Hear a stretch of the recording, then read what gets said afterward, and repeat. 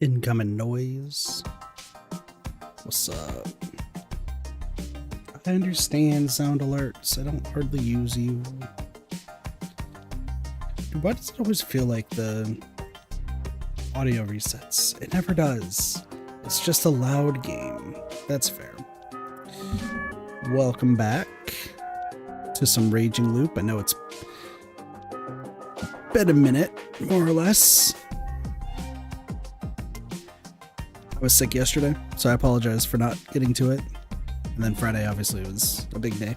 So, but we're back with being a spectator to the game of Werewolf. So that's fun.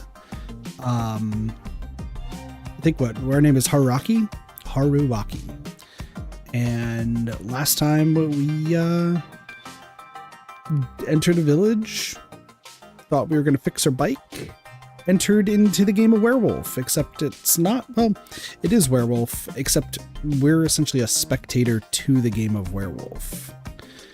So I've been loving this so far because there's so much to this. There's really a lot. Obviously there's different paths to take, as you can see. And so far, like there's a few different keys that we still need to unlock, obviously. I think we only have one so far. This one needs 4, so that's going to be enjoyable. But so far, we've gotten every single bad end that we possibly can.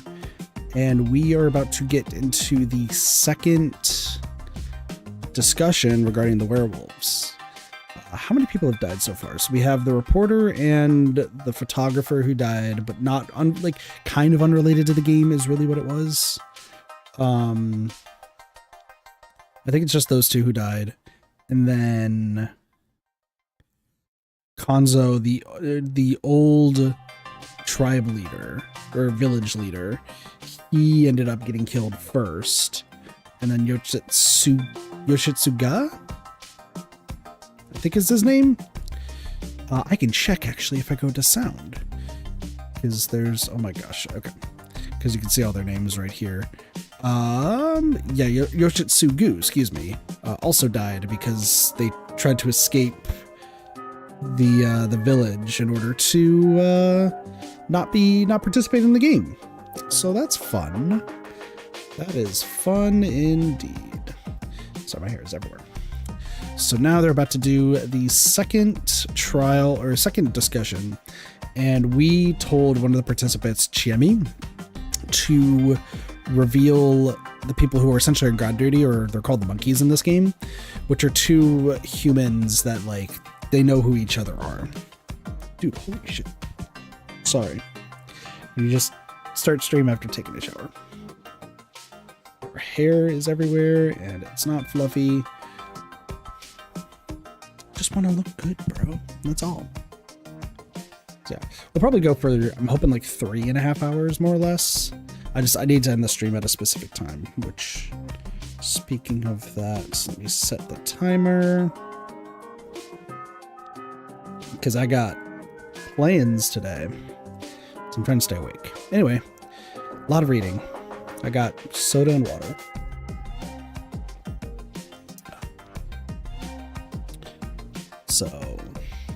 So this is Yasunaga, this is Haru, and this is Mochi, I think is the name. Mochi? I believe so. Anyway, Arjan, is your wound all right? It's fine. I know it's not a good time to ask, but what happened? It was pretty bad, I'll tell you that much. Whatever, let's just start. She tried to flee. Ooh, okay, so actually the spots. So just to kind of if you don't know who is who. So we got old man weird guy here at the bottom left. You can't see my mouse. You know what? For this stream, for right now, you'll see the mouse. So everyone had a drink. Oh, okay, there we go. Everyone had a drink last time. So we got old man who's cried wolf, Tay who is the other village elder, Takumi who's the big strong guy, Kuri who is the mother to Naga and Yoshitsugu. I think is Kiyonusuke, who's just a rich asshole. Mochi, that's a guy. Chiemi, who is kind of the person we befriended, Kako, who's like a shrine maiden-ish sort of girl, Maiko, who is under her care, who's an outsider, and then Haru. So let's no longer capture the cursor. So let's get to it. Takumi D, did the snake's power work last night? Yeah, it did. Well, tell us. Kyo is a human. Of course I'm no wolf. That means Muro and I are no longer suspects, right? It does. No, it doesn't. You both could be wolves and are working together. Sorry, so some of the things in this game, we've talked about this a little bit in the previous stream, but I'll reiterate here. I'm somebody who really loves deception games. I like to think I'm rather good at it.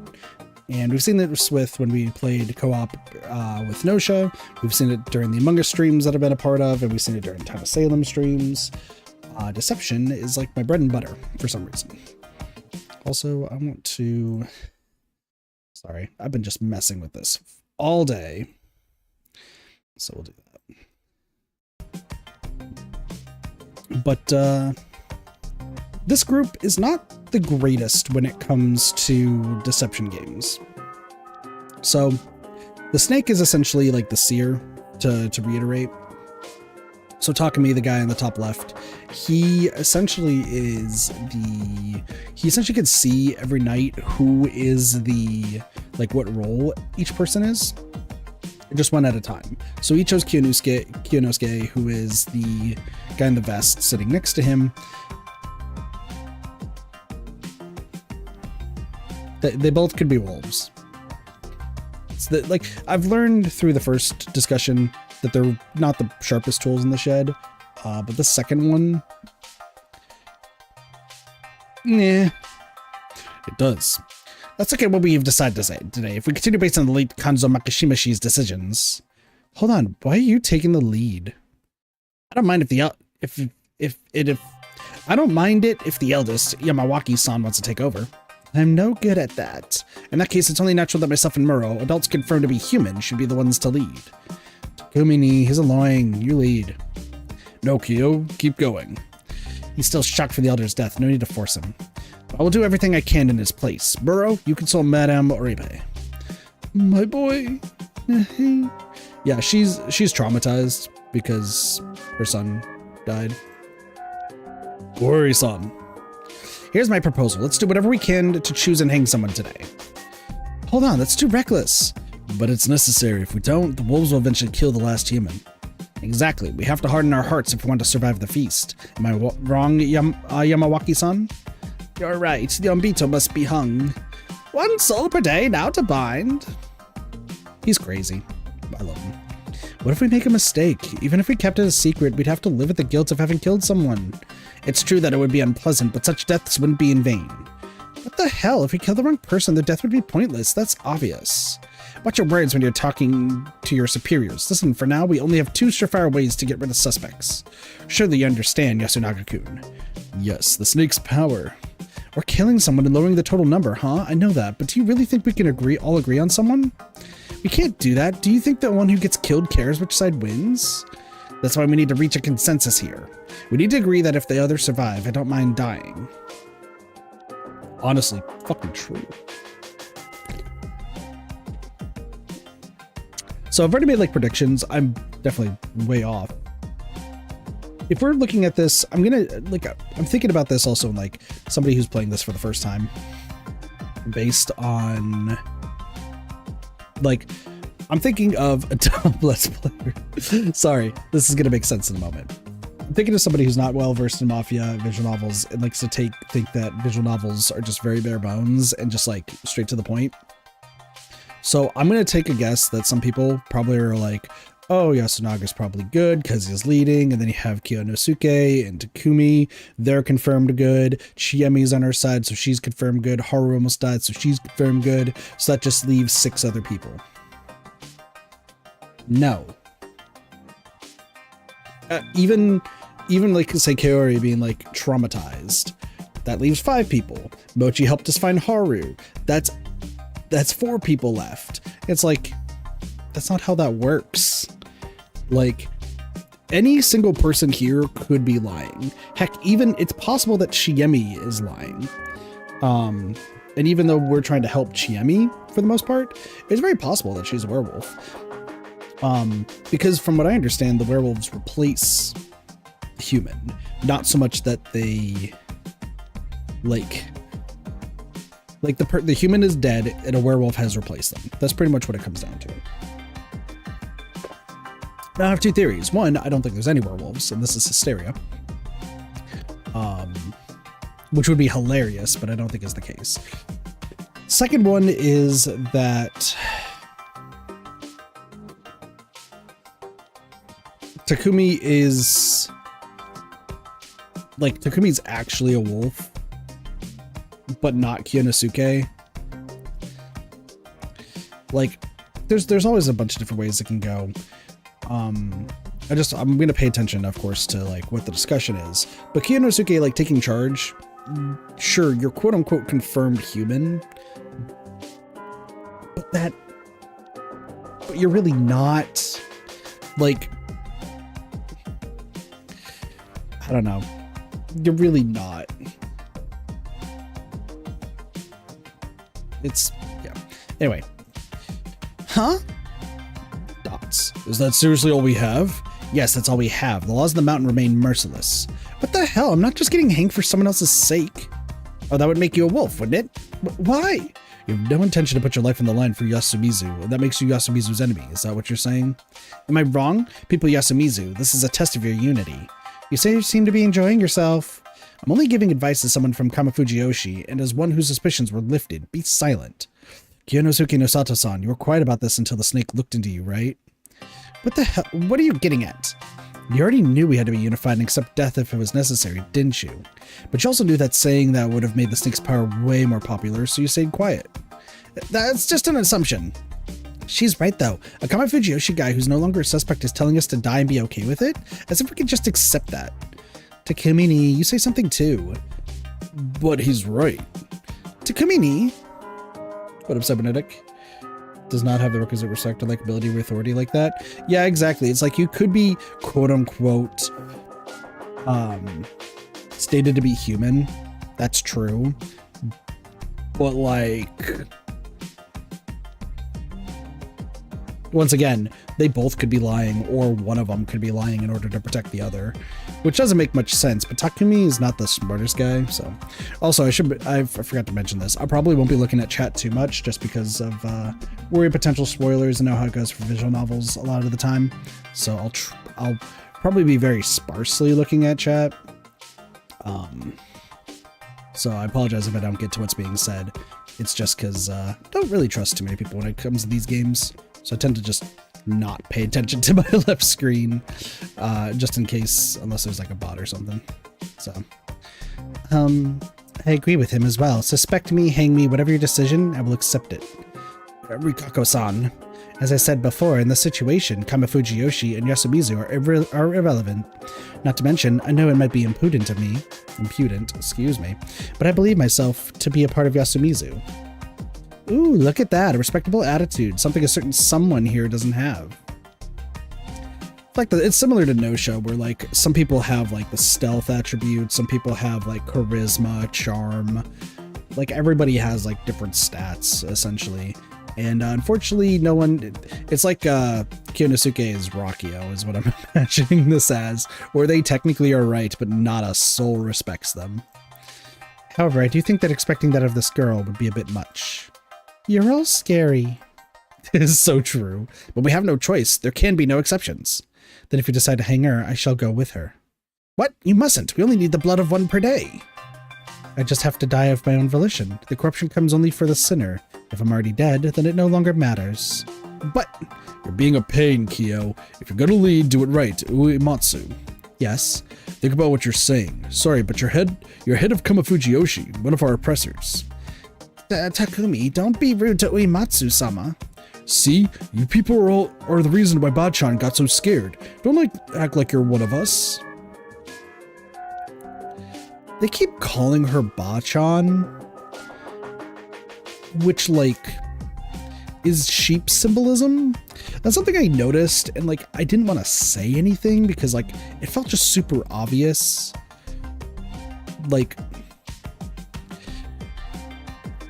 one, like Maiko or Rikako, one of them, like the logic would dictate that Rikako is like the shepherd and Maiko's like the sheep, hence the ba.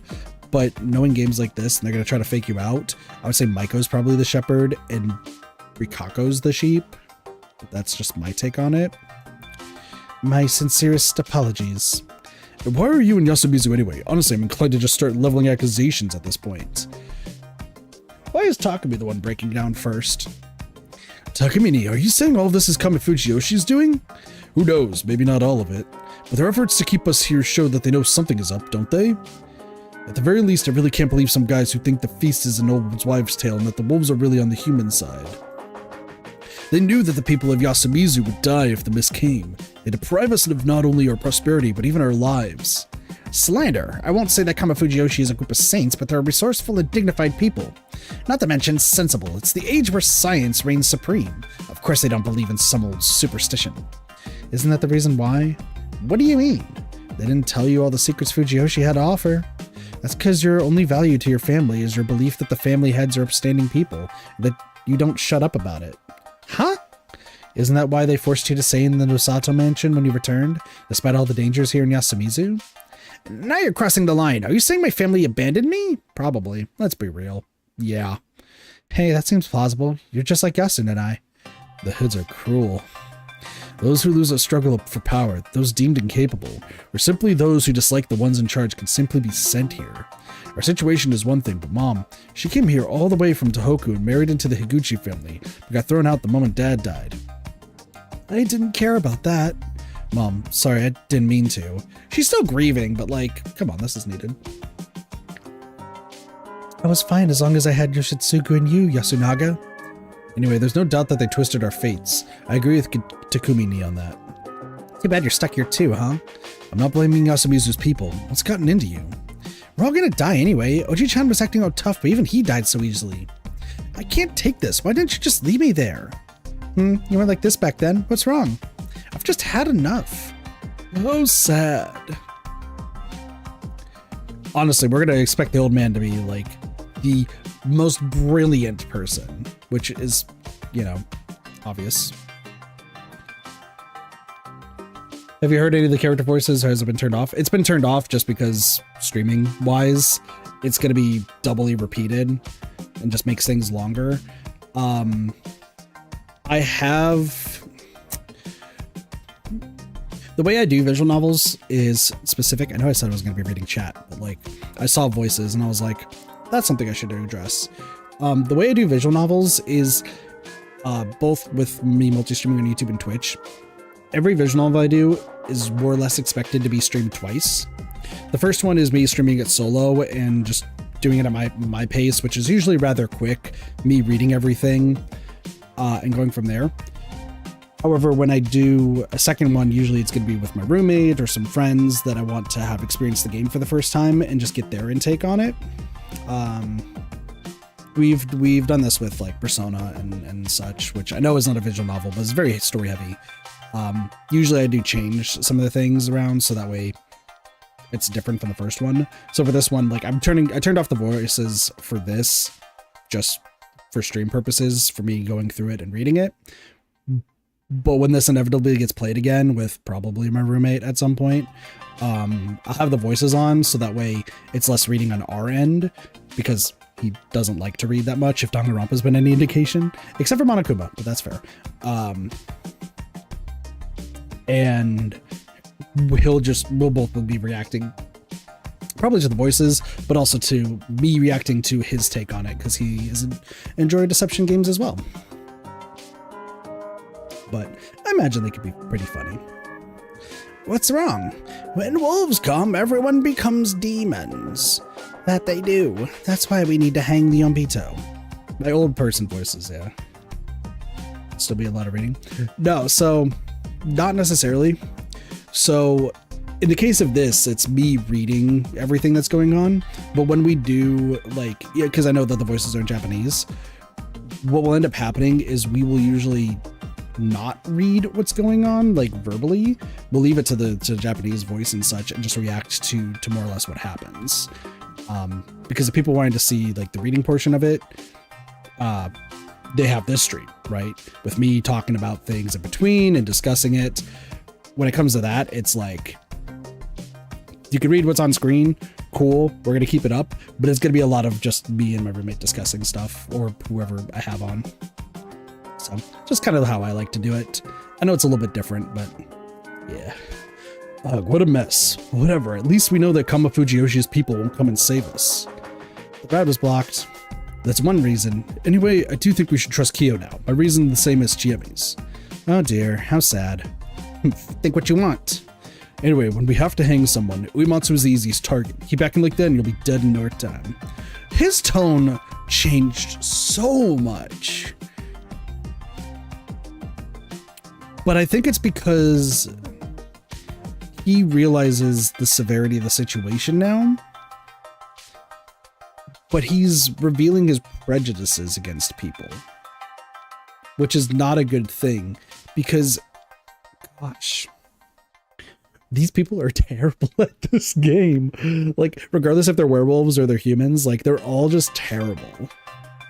It's like wanting to believe in the power of friendship, that everything will go okay. And now the guy who was touting friendship and to believe in everybody and didn't seem to be the sharpest tool in the shed is now like, fuck the other side. Like, kill them all.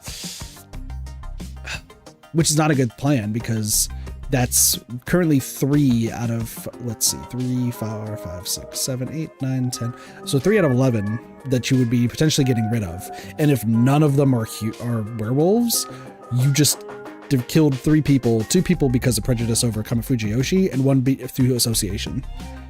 So like,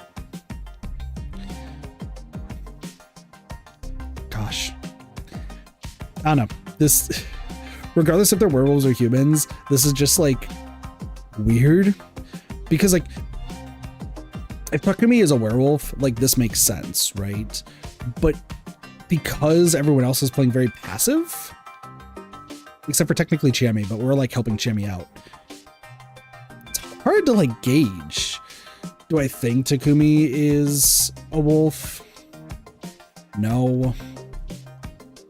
I think he was dumb and then he survived, but if he's a wolf, well played. Then what should I... Just be honest and tell us what you know. Keeping quiet is the worst, and letting others take care of it won't do either, right, Kyo? Why not just take control of the feast, Muro? I just tried acting like the old man. That ain't me. I'll leave the rest up to you. If I don't have much left to say, let's just hold a vote and hang whoever ends up being picked. But you gotta discuss... I mean, yeah, but you don't have much to go off of. And, like, there's no, like, lookout rules or anything, and no one's really acting super suspicious in this case. And keep in mind, like, yeah, everyone's talking to us to an extent, but... I'm telling you, that's too reckless. Of course, you are free to argue that your case, especially if it can prove you're more valuable alive. However, I don't want to hear any "I'm human" or "I don't want to die" non-arguments. Everyone would say that. The chosen one gives up and gives his or her life, leaving the fate of Yasumizu to the rest of us. We'll hang at the hanging pine? That should do the job. How do we vote? We'll start with the elders. You can have brief interviews too. When the voter decides, I'll record it in my notepad. Huh? It's not anonymous? No way. We'll basically be telling people to die straight to their faces. I've had enough of Serizawa's nitpicking. I'm starting. So, what's your name? That's the old guy. The old man who cried wolf. He's been old when I was still young. You understand what I'm saying, sir? Yeah, he does. He just connects, you know. Which one of us do you think is a wolf? Huh? Me? Why? Wolf, scary, scary. I imagine his voice is hilarious, honestly. One vote for Chiemi Serizawa. Hold on, are we seriously deciding who to kill like this? We have no choice. He's a participant too. We can't deny his right to vote, can we? Takumi Nichan, say something. I mean, it would be better if the votes are anonymous. Like, it kind of just makes it easier. And then you could just have Haruaki essentially be the vote notator, since he's kind of an anonymous third party. Or, sorry, like an impartial third party except in Chiemi. So, Yoshinaga, what do you think? I'll wait and see. Same here. Wait, are you really... So now it's me. I think I should vote for Chi-chan too. Why? Tei Bachan? I'm sorry, I just don't know, but it's strange how you're so mad about everything here. If the others survive, I don't mind dying. Oh, I hear that, but I won't agree. Yasumizu's people are important to me, but so is my life. Not to mention, I know I'm not a wolf, so I'm not going to just roll over and die. Sure, I'll follow the rules. If I keep this up, I'll just get killed. Not to mention we don't have any other better options. Here, Taiba-chan, calm down. Can you change your vote? Should I? You know what? Fine. It was my old fault for acting weird. Are you done? Muro, it's your turn. Voting for Maiko. Damn, going straight for the outsider. He's trying to go for the 2-for-1 deal. Takumi Ni-chan, do we even need to give a reason? I know she's a kid, but we basically know nothing about her. We're just way too weird. I don't know how true the legends are, but if something fishy comes from Saranaga, it's only fair to think she's fishy too. So what about Haruaki? Whatever. Takumi Ni, if that was how it worked, what would be the point of this bothersome feast? I don't think we should decide based on that either. Even if she didn't come from Saranaga, we still don't know who or what she is. Think about it this way. What if this little girl really was a wolf? We all just ignored her because she's just a kid. She'd kill us all. Do you get that? Looks like you're thinking too, Muro. Next, Madame Oribe. Haru Makashima-san. There's no rhyme or reason! Mom, why me? Why not? Tell me then. Why did you try to run away today? You were feeling guilty over killing your grandfather and Yoshitsugu, weren't you? No, that's not it. Then why? Because I was scared. I didn't want to stay here. Okay. Lies.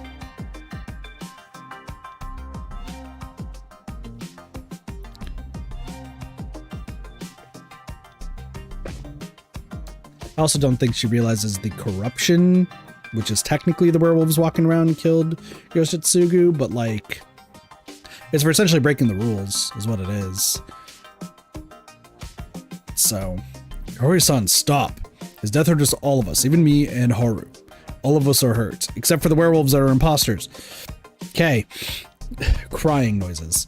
Wah! Oribe-san, what will you do with your vote? Haru Makashima it is. I'm next, and I'm voting for the nameless old man. No rhyme or reason. Got it. Huh? But why? That last exchange made me realize he's not rational. We don't need someone like that around. That's so unfair.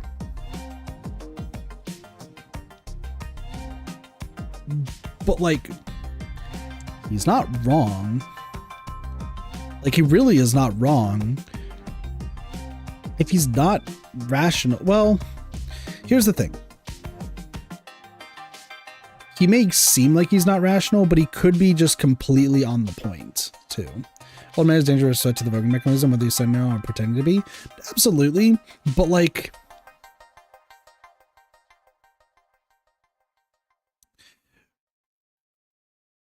I just want to show something, because once again, these are people who know each other, and yeah, there are two imposters.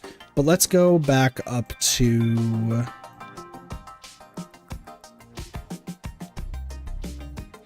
where is it? Oh, okay, I guess it's not here. So like Tay pointed out that the old man has been around since she was young, which means that like there's something probably mystical or like more so knowing about him. And that's a key line, in my opinion, to point out. It seems like an offhanded line, but if Tay just points out he's been around for a while, you could think he's senile, but he's probably the smartest person there, just due to age, probably not all there. He probably is completely right that Shimmy actually is a wolf. But yeah, he's a threat to the voting order. However, I would rather still have him around because people could use him as a scapegoat, and I would keep him around at least till the mid game. We're still in the early game, so. He regularly said that the wolves were coming even before all this happened. That's more than enough to find him suspicious. Still unfair? Good point. But I still would keep him around till the mid game, just because he could know more than he's letting on. The reason I said the mid game is because Mid-game is the second active vote, in my opinion, and the reason for that is if he votes for Chiemi again, then he might be actually onto something, and he knows exactly what's going on and who is the wolf. If he votes for somebody else, though, with no rhyme or reason, then he's senile, then you get rid of him, because now he's just kind of a lost cause. But it's still good to keep him around because there are people who probably would use him as a scapegoat. I think he's either completely insane or secretly knows something. Smart.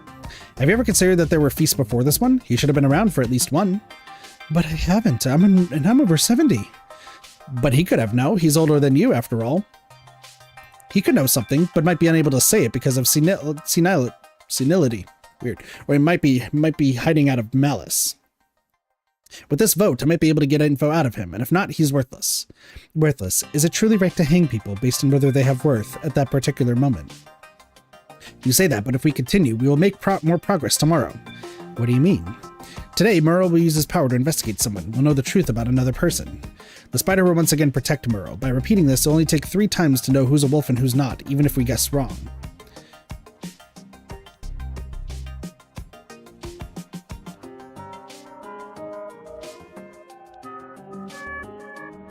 Maybe I just didn't understand the spider's power. I thought it was like you can only protect them once, and like after you've protected them once, you can't protect them again. That was what my assumption was. Because otherwise, like the spider, yeah, I could keep protecting the seer over and over again. But that means that like you'd have to like keep killing until you know that the spider's gone. Really? In one day we'll hang someone will get killed by the wolves, and the snakes will reveal another person.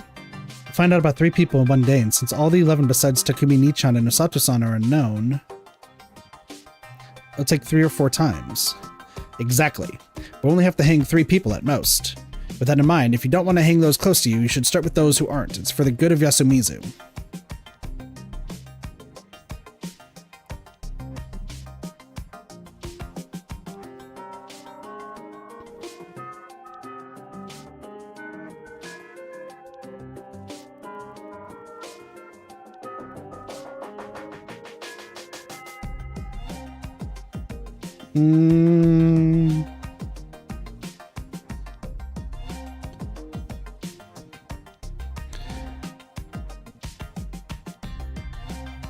Here's the problem. If they say who Takumi is going to actually investigate, the wolves just kill that person and then it wastes a day. And if somebody is confirmed human and the wolves kill them and leave them with more unknown answers, like that's... Gotta love mind games. So put it this way.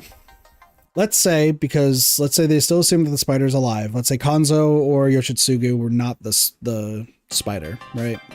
Let's say spider's still alive and protects Takumi. Killing Kiyonosuke is the best plan because killing Kiyonosuke means that you're now back to only 2 people for sure being human, and you're just kind of throwing dust to the wind. So whoever Takumi says is human is pretty much boned. It's like, hey, you're human. Oh, you're boned. But I guess that's why Hararaki is saying to reveal the monkeys, because if they reveal the monkeys and got both humans there, because it's similar to guard duty from Nosha, if that's the case, then you know for sure 4 people, more or less, unless there's another person who speaks up. And then at that point, you have more people on your side. But we'll have to see. Now, listen here. I'm arguing to maximize the happiness of the majority, Muro. Osato-san, are you serious? What? Genie's math only works out if the wolves only kill people the snake hasn't checked. There we go. Good shift. Okay, they're paying attention. What if they only went after those whose identity is already confirmed? For example, what if they went for you tonight? I don't think I can agree with voting based on such a flawed conclusion. Correct. Don't you think you're being too easy on the idea of killing your own? I haven't said anything about killing my own. I never said that. Crying noises. Oh, man. Well, there were some mistakes there, but we're already voting, and I'm leaving your decisions to you. Next up is Rikako Uematsu-san, right? Going by seating order, I'm next. How troubling, I don't have enough info to go on. Why are you so calm? Because you have to be in a situation like this. I'll make a mistake otherwise. That's why you and Mom should calm down, please. Hold on, Yasukun. Sorry to cut you off, but I just had an idea. What? Can the monkeys reveal themselves? Okay. Why would they? Yasunaga-kun and Sir Makishima said it'd be best if they don't present themselves. Well, I was thinking the same thing at first, but what's the point of the monkeys then? They just know who the other monkey is, right? It's not like they get any new info later. That's true. The only use I could think of them is for catching fake snakes. But they can confirm who the other monkey is. So they can be confirmed as non-wolves just as easily as those investigated by the snake, right? What if they lie? Lying would be too risky. For example, I'm not a monkey, but if I went, hello, I'm a monkey, what would you do? I'd say, tell me who the other one is. Makes sense. Exactly, but I couldn't say it because I'd be lying. Now, for example, if I said, all right, it's Mochi, then how did you know? Don't trick around. Well, I can't prove it, can I? I see, but what if he played along because he thought being a monkey would make him safe? The real monkeys would call him out, and then we'd hang all four one after another to be sure. Exactly. As long as there's more than... If there's more than 2 monkeys that are revealed, then you would hang all of them, is what the way to go was. Because then you're guaranteed getting 1 wolf. It's 2 humans for 1 wolf. And then you could use process of elimination to kind of go from there. It's a hard thing to sell because it's 2 for 1. But you could still, if you get other information, then you could also piece together who a different wolf is, and then you can have that to go off of. That's the rule of thumb is that only wolves would try to lie to survive, so that's the right thing to do, isn't it, Nosato-san? That's true. Once you clarify that's what would happen, you shouldn't get anyone pretending to be a monkey. I see. It's too dangerous for both humans and wolves. It's just not worth it. Does everyone understand? Looks like it. Then please name yourselves. We'll lose 2 suspects. Right here! What is it, Mochi? I'm saying that I am a monkey. You're not just dragging out the joke? Yep, I'm a monkey. It's like we agreed, who's the other monkey? Maiko-chan! Huh? Maiko-chan, is that true? What? When you woke up, was there something on your stomach? There was, a monkey. She knows the symbols? Yes, I taught them to her alongside prayer to Shinai. We have any other monkeys? Doesn't look like it. That confirms it. I see, so they really are monkeys. Crap, so I wasted my vote. I think you should be given a do-over. You want to bend the rules? It's best to make it impossible to retract votes. We have too many people trying to change the vote at the last minute. Good point, fine. Sorry about interrupting. Back to Yasuku.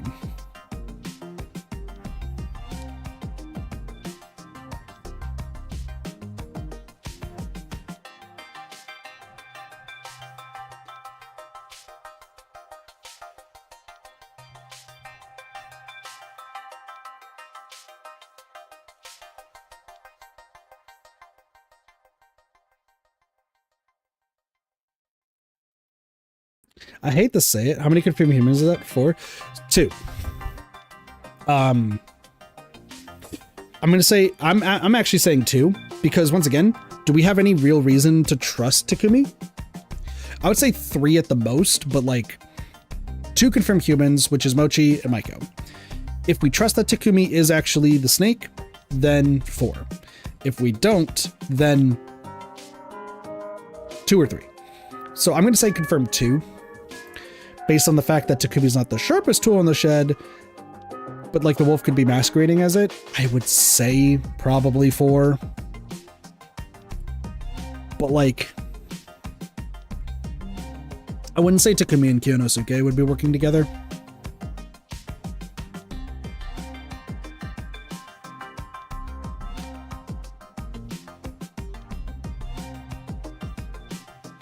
I'm going to be honest, I think the right person to kill here is Jamie. Assuming that, yes, like Takumi and Kyonosuke, so you got 4 out of 11, so you don't have the full majority, but you probably... I would go with the old man's vote. Actually, no, the old man voted for Jamie. That's right. So I would actually go for probably Yasu. Yasu or Tae would be who my vote would be.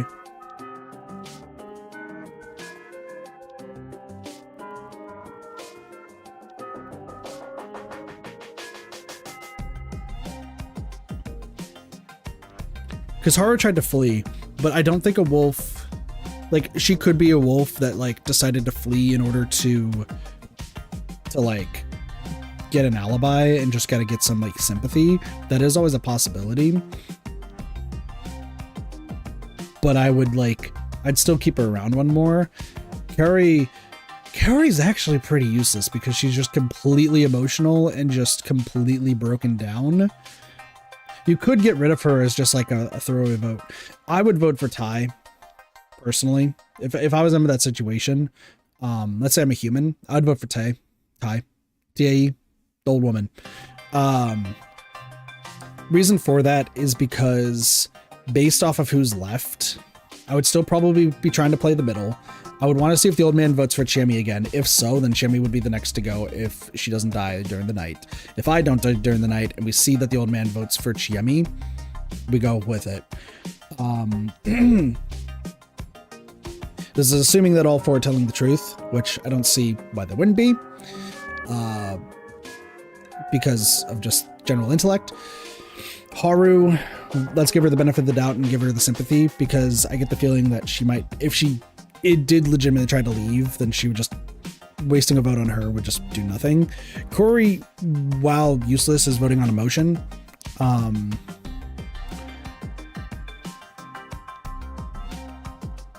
And like keeping her around might still give her a target, depending on how the wolves feel about it.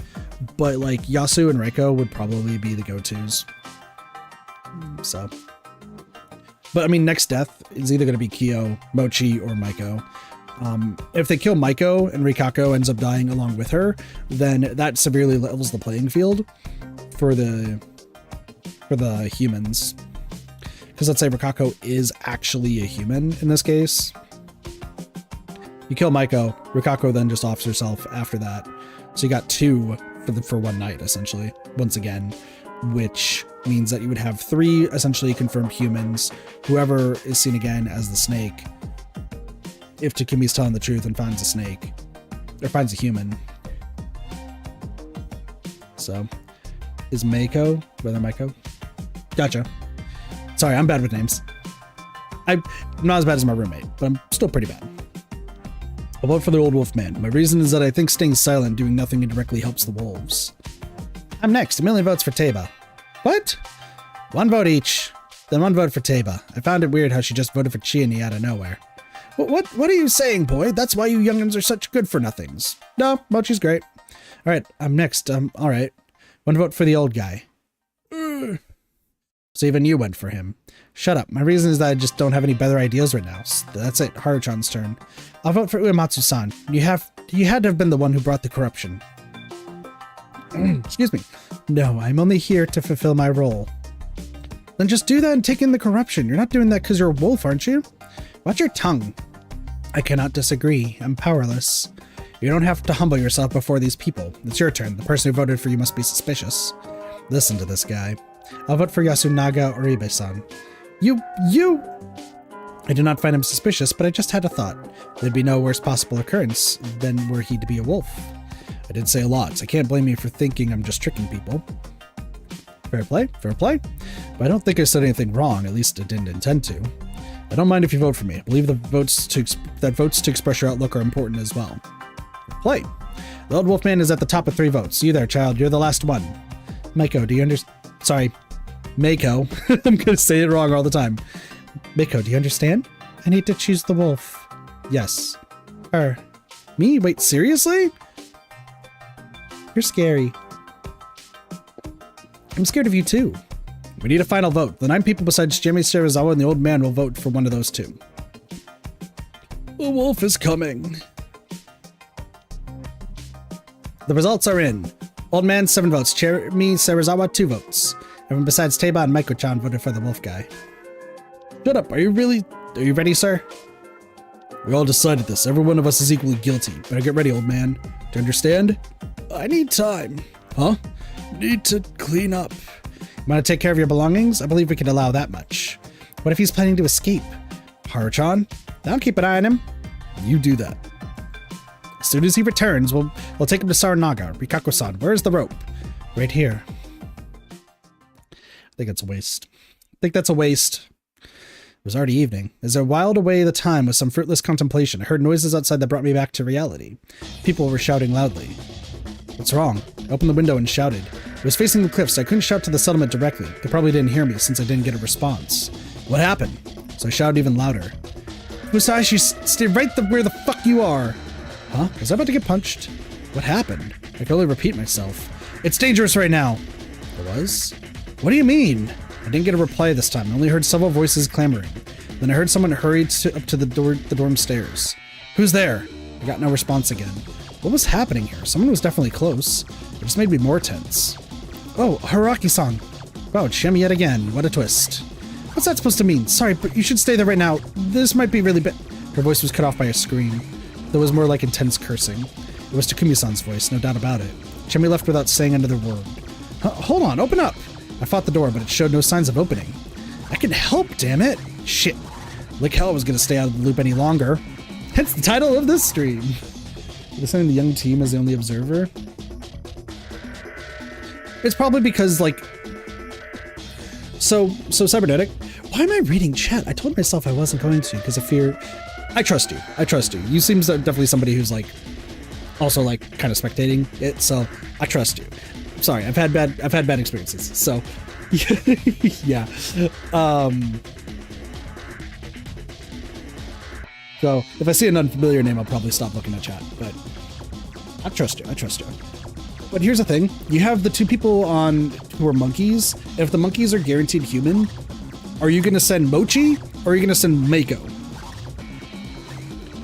Because, yes, you can send Takumi and you can send Kyonosuke, but like, let's say they're both lying. They're both wolves. That's why I'm saying there's two definite humans right now. So you would send Mochi or Mako. Mako's not going to do shit. So Mochi's your best option. Turning around, I went to open the window and decided to try jumping out. Though I was on the second floor, it wasn't too high of a drop. It'd make my legs a little numb, but so what? I jumped out without any hesitation. Probably bent my knees so I didn't hurt myself at all. Then I ran to the settlement, where I heard the voices from. I quickly understood the cause of Takumi-san's shouting. There were cries of despair. The reason was somewhere down the hill, along the way to the graveyard. It was a small grove of low trees with a carpet of leaf mold below. It would have been hard to see even if there was no mist. You could hear running water nearby. I couldn't see where it came from, but it was probably an irrigation channel for the paddy fields. There was a small crowd gathered. I peeked through a space between them. There were bodies. Multiple! 2 of them. One was of an old man, the other that of a child. Though their appearances were vastly different, each was in a similar state. They lay on the ground with their hands over their stomachs, utterly still and covered in blood. These were the corpses of the old man who cried wolf and Chikamochi Kamoshida. So Mochi died. Gotcha. Why? What happened? Fusashi, weren't you in the dorm? I wasn't until now. Bullshit, you're the one who did this, aren't you? Huh? No, I'm not. I just came out of the dorm. I even talked to Chemi-chan. Yeah, it's at Haraki-san to Kumini-chan. Then who did this? Forget that. We need to treat... There's no point. Don't touch them. We might still make it. They've lost all their blood. Their stomach's open. Their guts are all over. What kind of treatment could bring them back, huh? You know one? Go on, then say it. There's nothing I could say in response. There are 5 of us on the scene. Chimi Serizawa, Takumi Muro, me, as well as Yasunaga Oribe, who was vomiting on a nearby bush, and Rikako Uematsu, who was watching the remains from a distance. Yasu, fair. Most were proactive, and I could see why they were here, but Rikaku Uematsu felt a bit out of place. But then I remembered that we were already pretty short-handed. What happened? Who did this, damn it? Look here. She pointed to the old guy's clothes. There were gatherings of fur all over his garment. A werewolf. If that was the culprit, then this was the work of the corruption. Was that what she was saying? No. This was completely different from how the others had died. The fur proved little. Let me see the wound. I told you not to touch it. But this is completely different. Quit acting like you know shit. You never find out anything. But if we stop trying to look, we won't understand anything at all. Quit the act, outsider. Takumi-chan, calm down. Shut up. Everything went to hell when he got here. If he didn't come, none of this... I felt like he was about to grab me. I could clearly see the intense emotion whirling in his eyes. I thought I could get him to trust me, but now it was back to square one. Mochi, why? Why? Yasunaga Oribe calmed down a bit and faced the remains of his dear friend. His voice was shaking. The expression on the corpse was eerily pale and emotionless. Even a look of agony was absent. It almost looked like he was smiling. Did his face muscles simply go limp? This isn't the corruption. How do you know? I'll prove it if you let me pass. He glared at me with immense hatred before finally letting me through. Look away if you can't stomach this kind of thing. If he's... Okay.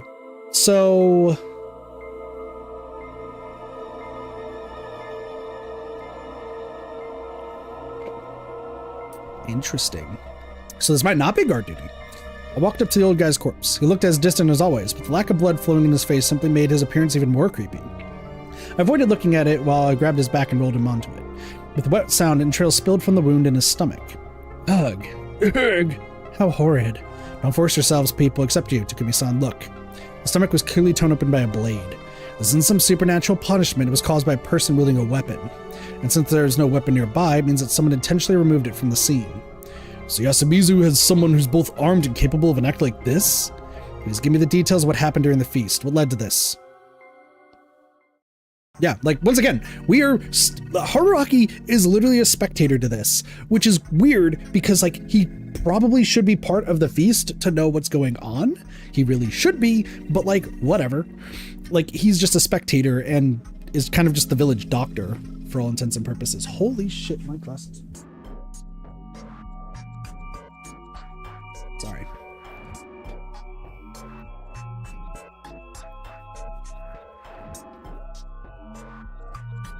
Put it this way, though. Like, if this isn't not, like, guard duty and, like, the monkeys... Let's say, like, Mochi did lie and Mochi's actually a werewolf and just threw somebody else under the bus. That would be insane. And the monkeys didn't speak up because why the fuck would they? Or both monkeys already are dead. You never know. Like, it's very possible. But, like, maybe Mako already knows. With several people here to tell me, I ended up with a decent grasp of how today's feast went. Kyonosuke Shi had suggested they choose who to kill them by vote. The wolf guy and Shemi ended up with the same amount of votes, resulting in a tiebreaker vote. Most ended up voting for the wolf guy, sentencing him to death. He said he wanted to take care of some things, so he and Shikamochi Kamoshida went out while the rest stayed where they were. Were they really the only ones who left? Yeah, the feast was still going on at that point. Them leaving was an exception. Expect them to come back and resume the feast. What would you have done then? That isn't something we could tell an outsider. Alright, but anyway, they didn't come back. How long did you wait for them? No more than an hour. Dude, my hair is fucking everywhere. Sorry. We started to worry and went out to search, found them in less than 10 minutes. So the culprit was one of those not present. Shiemi, Takumi-san, Yasunaga-kun, and Rikaku Imatsu. The five in the hall, Masatoshi, Kaori-san, Maiko, Haruchanatai-san simply couldn't be responsible. So someone killed the two, changed into some clean clothing, came back to pretend they kept deep searching? That's impossible. Did you see each other while searching? No, we split up to cover more ground. Let's return to the hall. We then went to the hall. Kyonosuke Shi kept watch and confirmed that no one besides the victims and the search party had left the building. That limited the potential murderers to the search party and I. I asserted that I was still in the room when it all happened and they believed me for now. Though Takumi-san continued to suspect that I used some sort of trick to escape and commit the murders. Well, that was fair considering everyone else was with them, but I knew I wasn't the culprit. They left only one possibility. They died right after they left the hall, then someone removed the weapon. And you're still the only one who could have done it. I'm telling you, I heard him in his room. I'll say it as much as I have to, I'm innocent. And since I am, something else had to be responsible for their deaths. I see you're avoiding using the word murder. You noticed? I am. As it stands, this could be suicide, death by illness, or poison, followed by desecration of the corpses and removal of the weapon. How would doing something like that benefit us? If you ask me, things become much simpler if we assume you and Serizawa are partners in crime, don't you think? I don't know, but doing that wouldn't benefit me either. Really? Tell me, is there any proof you didn't know each other before this? Huh? We didn't, obviously, but what does that have to do with anything? The people here believe in eerie legend. You could have come here to take advantage of that and pretend to be monsters to murder them for your enjoyment. Please stop. There are some lines you shouldn't cross. Stop this, all of you. Tai Yamawaki-san walked out into the hall. I could see Haru Makishima, Maiko, and Kaori Oribe behind her. That made a total of 10 survivors, 9 if you excluded me, who hadn't participated in the feast. Whoever killed Chikamochi and the Elder, they went against the laws. Shinai-sama will subject them to the corruption. She put her hands together in prayer and faced the peak of Mount Shinai at the opposite side of Saranaga. Strangely enough, that was enough for everyone to fall silent. Rikaku Imatsu joined in and Mako copied her. This was the settlement's way of solving things. They gave up on discourse and just left it all in the hands of a higher power. Bachan, what do we do now? Oh, she's Bachan! Tay is. So, sheep related. But even though Mako says ba all the time, so there's like 2 potential sheep. Technically 3 if there's shepherds. One has already spilled blood for the day. The elder has died. Let's end the feast for the day and clean up. Alright, Yasunaga, help out. You just sit still. The situation was only getting worse. Soon after that, it was time to shelter, so everyone retreated to their houses. Takumi-san entered my room and boarded my window completely shut. Fair play. If you're not the culprit, something's going to happen even if you're locked in. His words were harsh, but there was a hint of composure. He might have actually believed that I wasn't the one who did it. Maybe he found peace in the idea that the mountain would punish the culprit. Or perhaps he just believed it was the work of something supernatural. Whatever the case, he was dwelling less and less on the matter. Was the wolf guy a wolf? I had no idea whether that was plausible. Assuming he wasn't, 2 of the remaining 9 were wolves. With Kyonosuke being a confirmed human, Takumi-san being the snake, and Meiko being a monkey, there were a whole 6 suspects. Thanks to my advice, Chiemi suggested the monkeys reveal themselves, and they turned out to be Chikamochi, Kamoshida, and Meiko. Though Mochi had just died. That was a heavy blow. Is Japanese for grandmother? Oh, that makes sense. That makes sense. Him being a confirmed non-wolf was one reason, but more than that, he was one of the few people here who actually talked to me without restraint. He was somewhat of an oddity compared to the rest of the people here, but I did find him to be a fun guy. I'd like to get back at whatever injustice had stolen his life. Clearing my head, I resumed thinking. Since she was acting suspicious today, Takumi-san would investigate Haru-chan. Tomorrow we don't have only 5 suspects. That'd give them decent chances of picking out the 2 wolves. It seemed to me like it wouldn't be that hard to find the murderers, who would surely be shaken by what they had done. Unless the wolves completely replaced them, and in that case they wouldn't. And then the outed wolf, not wanting to die alone, would reveal their partner. That was the most optimistic way to look at it. From a pessimistic standpoint, though, the situation was absolutely terrible. 4 people had died today. In a normal Feast of the Yomi Purge, it had to be 1 per day, 1 per night. This was double that. If things hadn't gone so well in the forest, even Haru Makishima might have died. Not to mention the dreadful state Kaori Oribe was in. I was told their relationship had gotten worse. No shit. Kaori-san was in no state to prepare food, so it was likely that no one had eaten anything today. The hunger would only worsen everyone's morale. It was best for them to prioritize getting a proper meal tomorrow.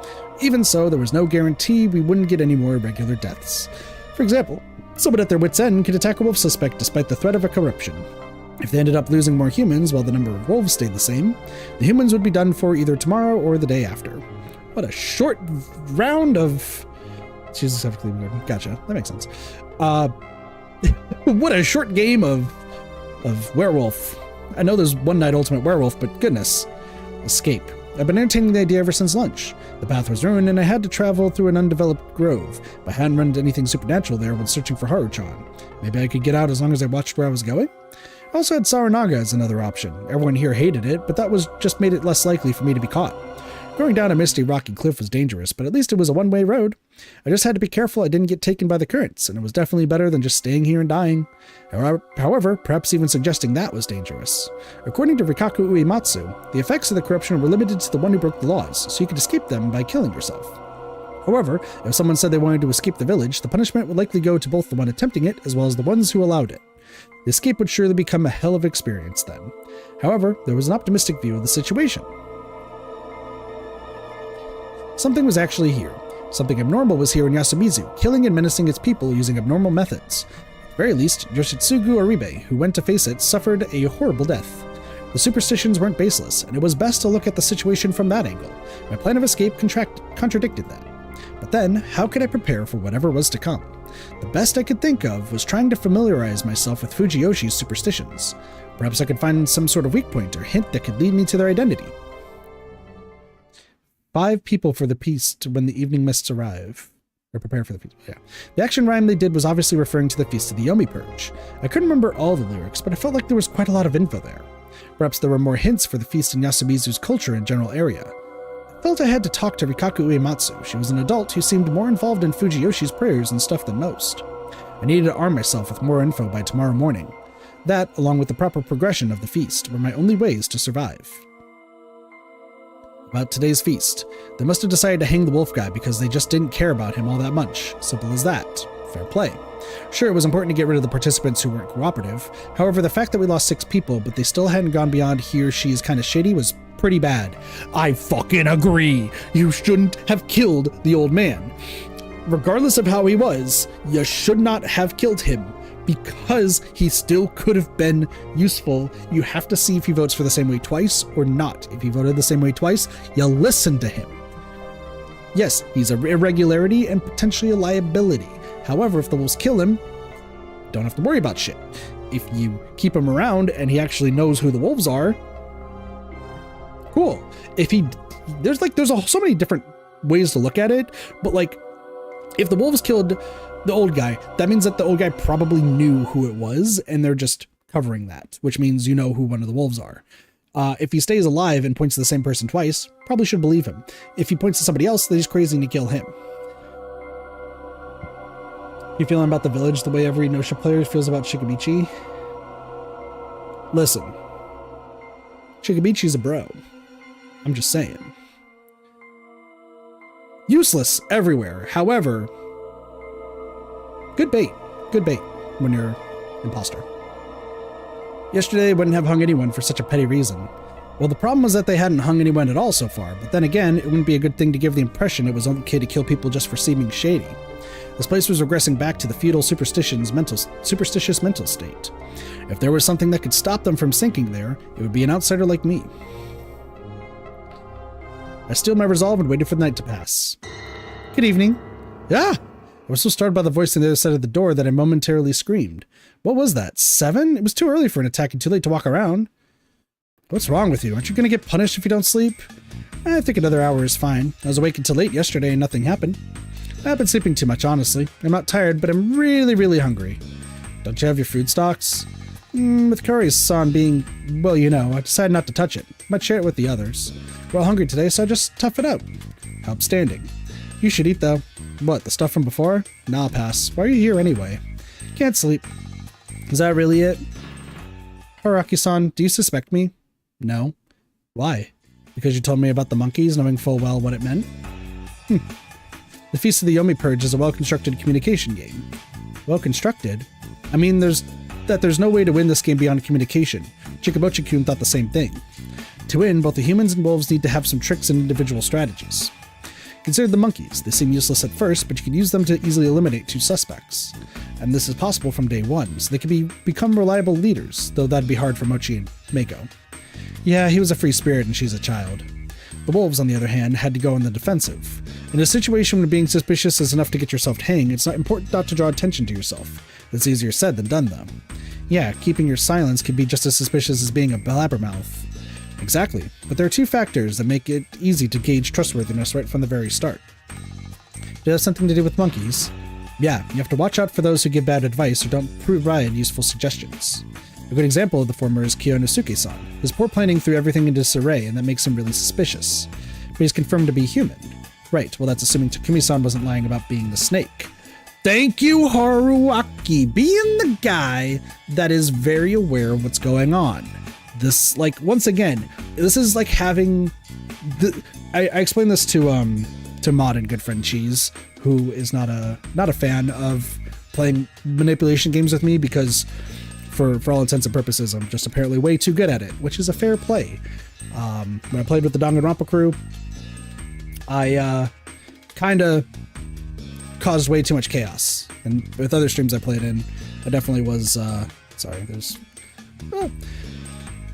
definitely was a chaotic individual that just pretty much ran circles around everybody. It was a little bit weird.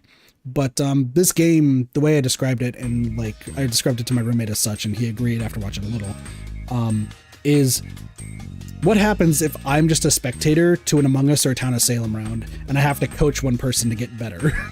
Like, that's really what it is. Regardless if they're human or werewolf, it's like, I'm going to coach you on how to lie and deceit and win at a communication game.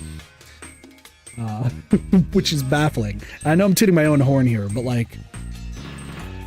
There's a reason I really love playing Among Us and Town of Salem, is because I'm just apparently really freaking good at it. And so you get a stream sniper who joins in and is like, Kit's the serial killer in Town of Salem, just right off the bat. Oh, by the way, and his name is this. And it's like, cool, thanks for stream sniping. Other YouTuber, like, sorry. God. My hair. I blame my hair way too much. I apologize. The downside's for it. No, listen to me. You can't just say everybody is your buddy. Haraki, probably. Put it this way. I'm one of the few people who started a match, immediately pressed the button in Among Us, and decided to throw somebody randomly under the bus. I died as a result. Fun fact, the person I threw under the bus was an imposter, and I was innocent. How did I know?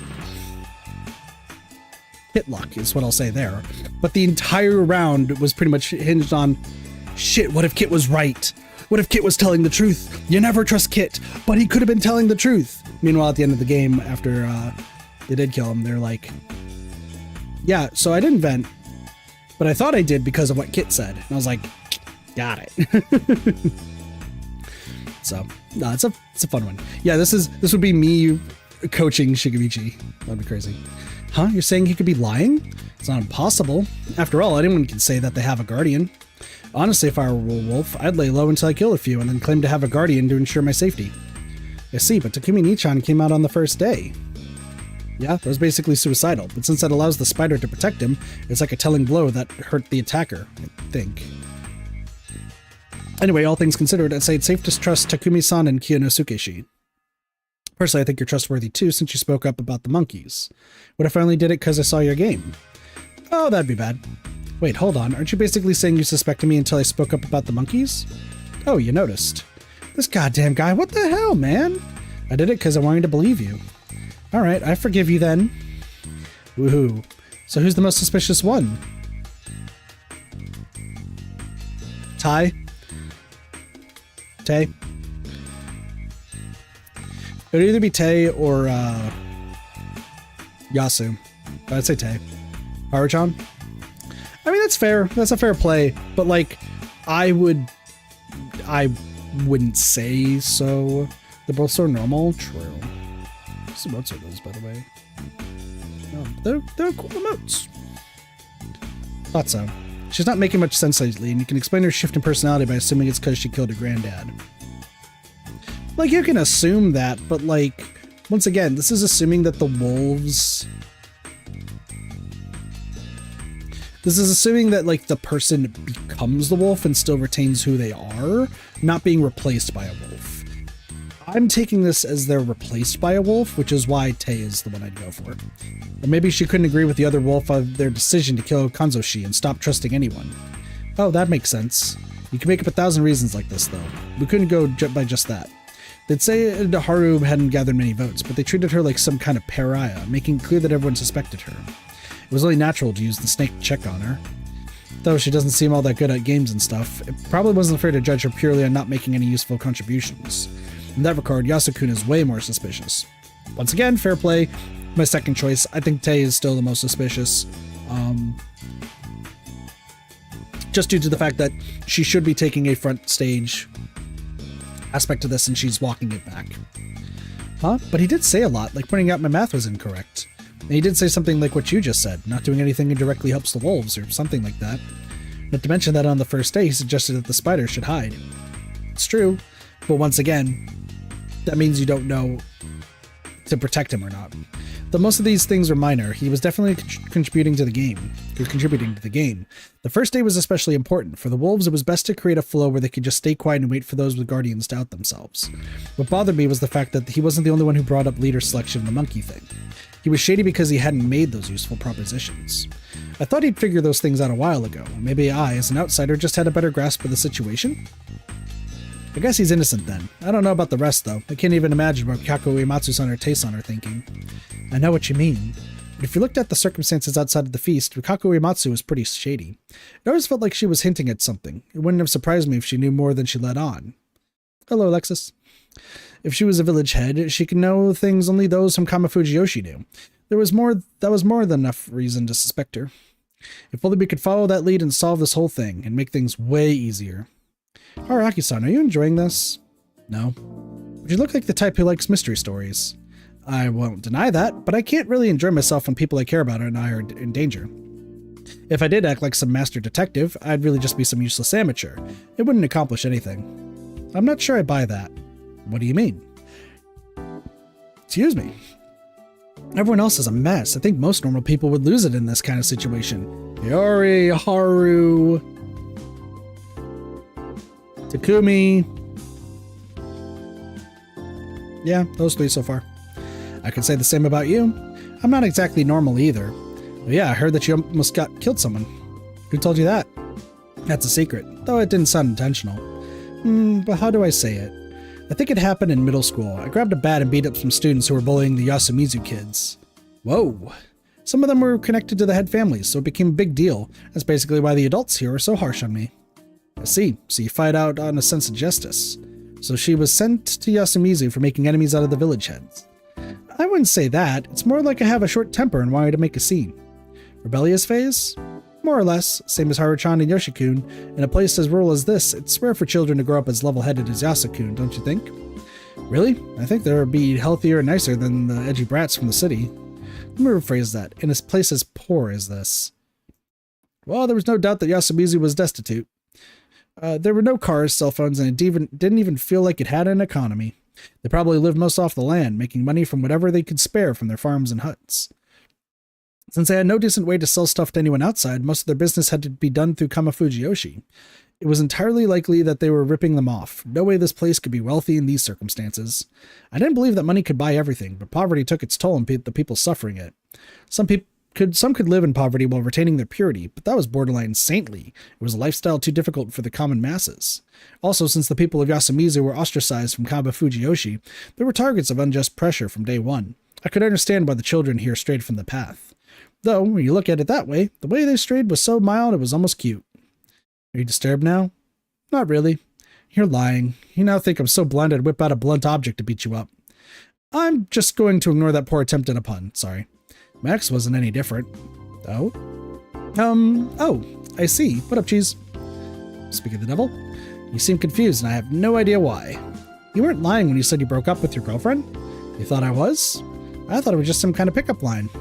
That's just mean. Our breakup was insane. I actually felt like my life was in danger. Whoa, sorry to hear that. What about you? Huh? Your history with guys. I shared mine, so hearing yours is only fair, right? Is it? Yeah, well... Haraki's like, yeah, I have a type. It's Chiemi. And fucking true. What the flip is this music? This is called chill vibes, cheese. Get used to it. You should watch the intro music. Oh, it's so good. The intro music is so good. How many did you go out with? 2, I guess? What happened to you being a hyper slut who's done it with 53 guys? I never said that. I did exaggerate a bit, but I did get tons of invitations. And yet, you only went out with 2. Well, I didn't find many guys I got along with. What about me? Let's not go any further. If I let myself get too attached, I'd be too scared of dying. Being afraid of death is normal, though, isn't it? Not really. Why? God is way scarier than death. I feel like you have a very unusual image of God. Really? You think of it as something frightening that you might actually meet, right? Everyone has met God. Maybe they just can't see it. And God really is scary. It's just that no one knows how. Myself included? You're the only one I don't understand. That's probably why I'm afraid of losing you. That's something you say to those you promise your eternal love to. Are you mad? I just want to point out, sorry, when she said this line, I'm afraid of losing you, her eyes dulled. There was no glow in her eyes. I think she's telling the truth. Bit. I see. We've gotten this far and you're still being cagey regarding your own background. You can only take playing hard to get so far until it gets annoying. I'm not sure what to do. This isn't easy for me either. Just tell me everything. I'm going back. Chiemi. Good night. What the hell? Why didn't she talk? Did she still not trust me? Was she messing with me? Was she just kind of crazy? Or was it something else? Crap, I wanted to chase her down and get a real answer out of her, but I was locked in. This was so frustrating. Though this wasn't the time to worry about that. Who would the wolves go for tonight? If Rikako is not a wolf, then Mako. Otherwise, Kiyonosuke. The wolf guy was dead, meaning there was one less person who'd vote Chiemi out tomorrow. It wasn't likely she'd get top vote. It was best to think about that the wolves would go for someone who was useful to the humans and couldn't be killed with the votes. That meant she and Yasunaga-kun were the ones at highest risk. No, Mako is, because once again, if Mako dies, Rikako said that she would die alongside her.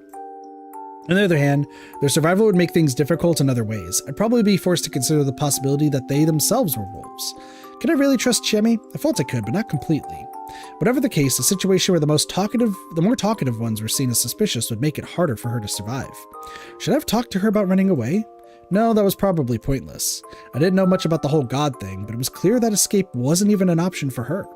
Something scary that everyone had met, yet not fully perceivable? Was she speaking figuratively, or could she literally see something?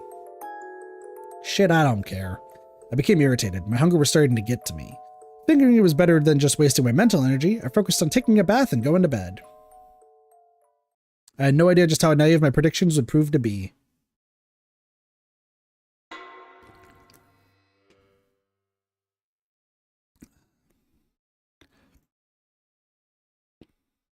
I woke up at 5 in the morning. The window was still boarded up, so I couldn't see anything outside. All I could do was sit around and wait. Eventually, I could hear the objects keeping me in get removed, and I was greeted by Yasunaga, Oribe, and Chiemi Serizawa. They lived!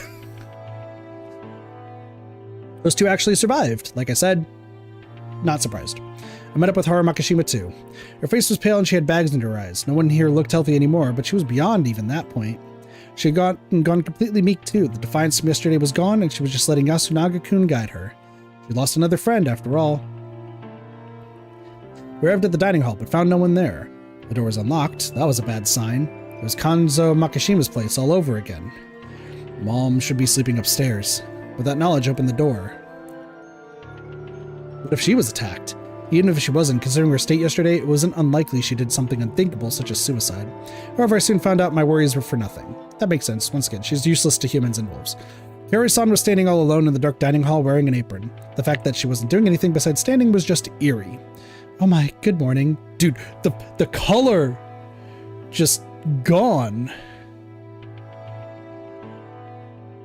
Thanks, cheese. Were those bots?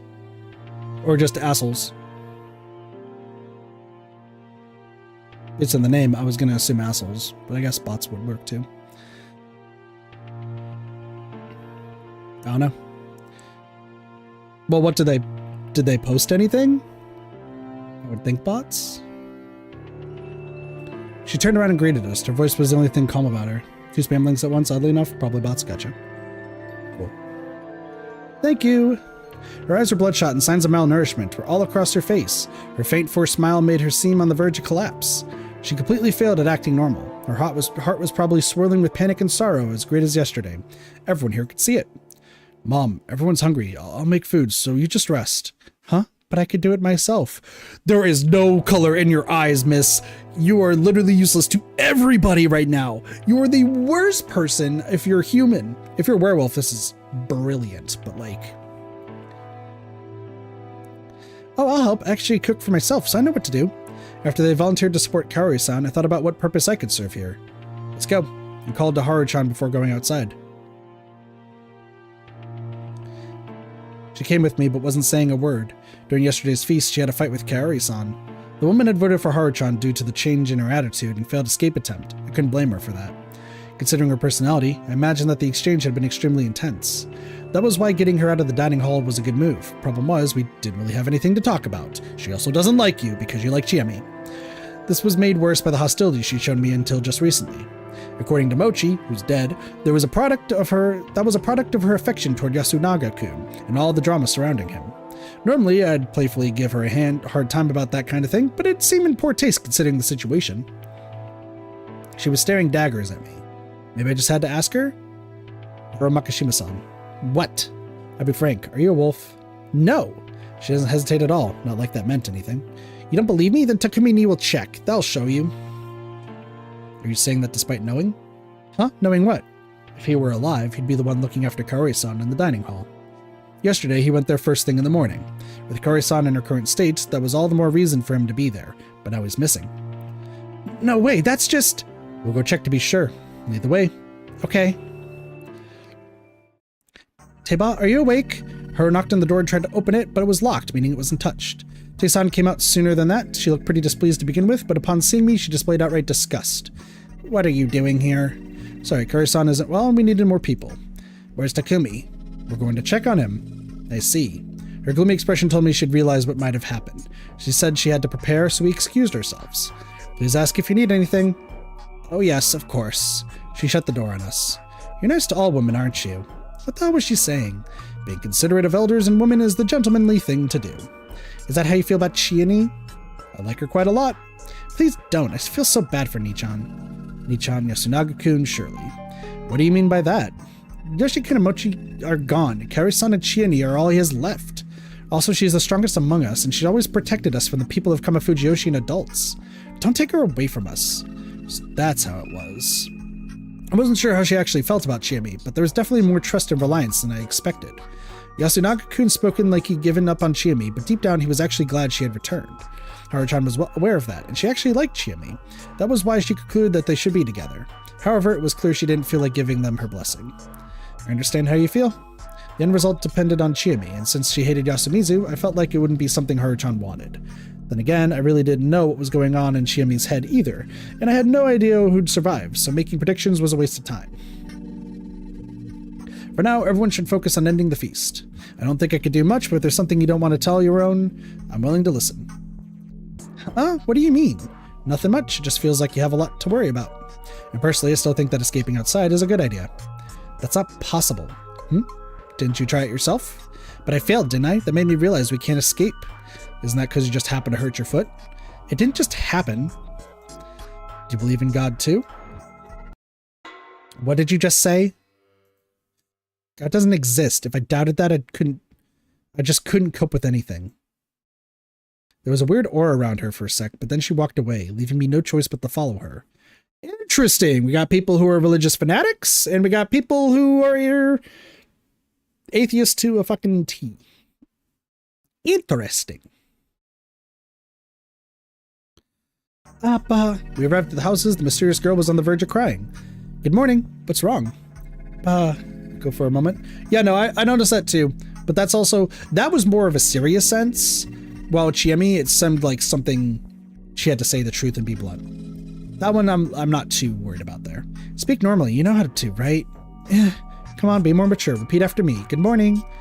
Papa. This was hopeless. Haru-chan glared at her while I stayed patient. Where's Rikako-san? Oni-chan? Yeah, where is she? She hasn't come out. Her house is right there. Here.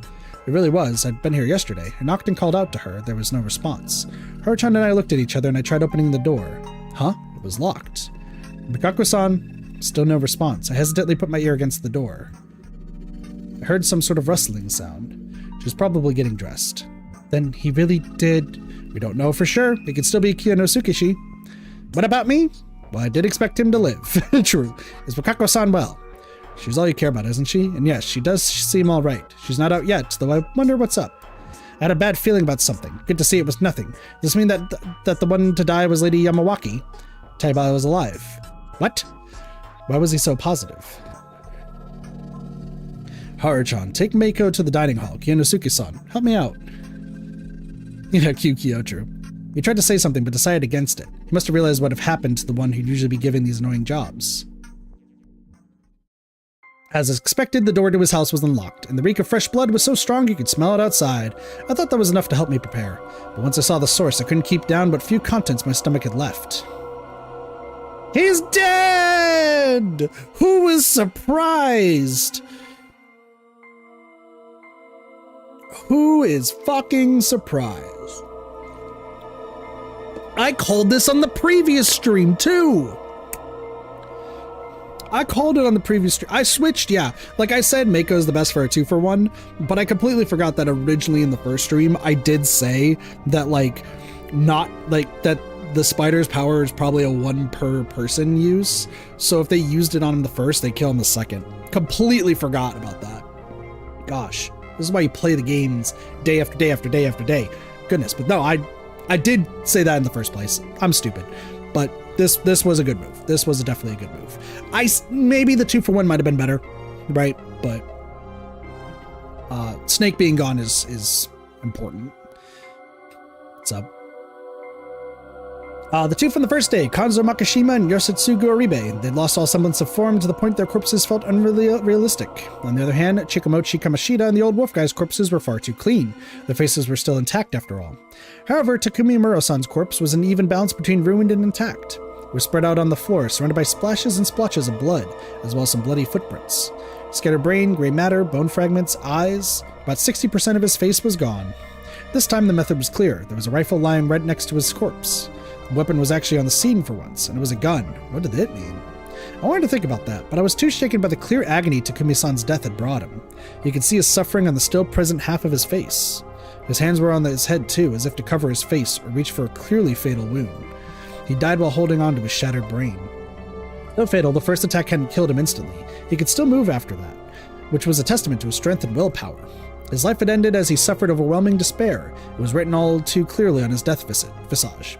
My emotions bubbled and overwhelmed my thoughts, and I vomited once again. Are you okay? Yonosuke asked, clearly avoiding looking at it himself. Bring me someone who can use guns, please. I never expected you to come along. Her expression was too stern and serious for me to even say that. Give me Nichan. Shit! She cursed and looked at the gun. This is Kanjo Ji-chan's rifle. She grasped its long body and picked it up. All the 5 bullets were fired. See any empty cartridges? I look around. I found them real quick. They were covered in blood and flesh, but yeah, I found the metallic cylinders. 5 of them. Why am I stupid and did not realize? I think it's because they said like constant protection, which is like, if that's the case, if that truly was the case, which I'm thinking the wolves probably knew it was like one-time use sort of thing. I think that's what probably threw me for a loop, but I should have stuck with the idea of the one time. I should have stuck with the idea for one time, and Takumi would easily have been the choice. Easily. It's like, I think they just don't understand the game all too much. I think that's what it is. They were 2 meters away from the corpse, very close to another. Either the culprit fired from there or gathered them afterwards. Sorry, curious about something.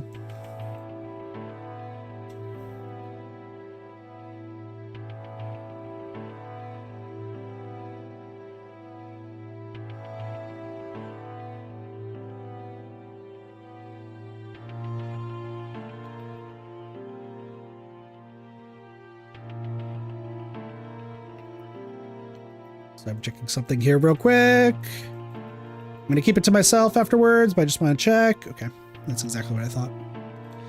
Got it. Okay, I understand. They were 2 meters away from the corpse. They were close to one another. Either the culprit fired from there or gathered them afterwards. Look at the handle. Chiemi extended the rifle to me. I did as told. Compared to the rest of the gun, which had blood on every part, the handle was clean, like it had been wiped. I guess I should explain. I am streaming after all. Usually I keep it to myself and I'm just like, I can figure this out from here. But let me at least say what's going through my mind. The part with the 4 keys, I think, separates into a different trial where, because Haruaki knows specific details, it makes the trial a lot of people more knowledgeable in the trial to figure out who is who. But I think the roles would be switched at that point. That's what I believe. So I think there's going to be multiple different trials that we're going to be seeing. Maybe Haruaki actually could be in one, but for right now, he's just a spectator. I did as told. Compared to the rest of the gun, which had blood on every part, the handle was clean, like it had been wiped. They removed the fingerprints. Probably. Chiemi then held it like she was about to shoot and aimed at Takumi-san's body. It was fired from here. How can you tell? The way the blood scattered. See how it's concentrated around there? It's proof the culprit fired from a low angle. Also, normal rifles can't make such a huge mess unless they're fired from really close. But make it point blank and the stuff will get on and around the muzzle. The rifle would be even dirtier. And that was why it was natural to think it had been fired from where she was standing, near the cartridges. Can you actually aim and hit something with this? As long as you know how to aim and the target isn't moving, that's all you need.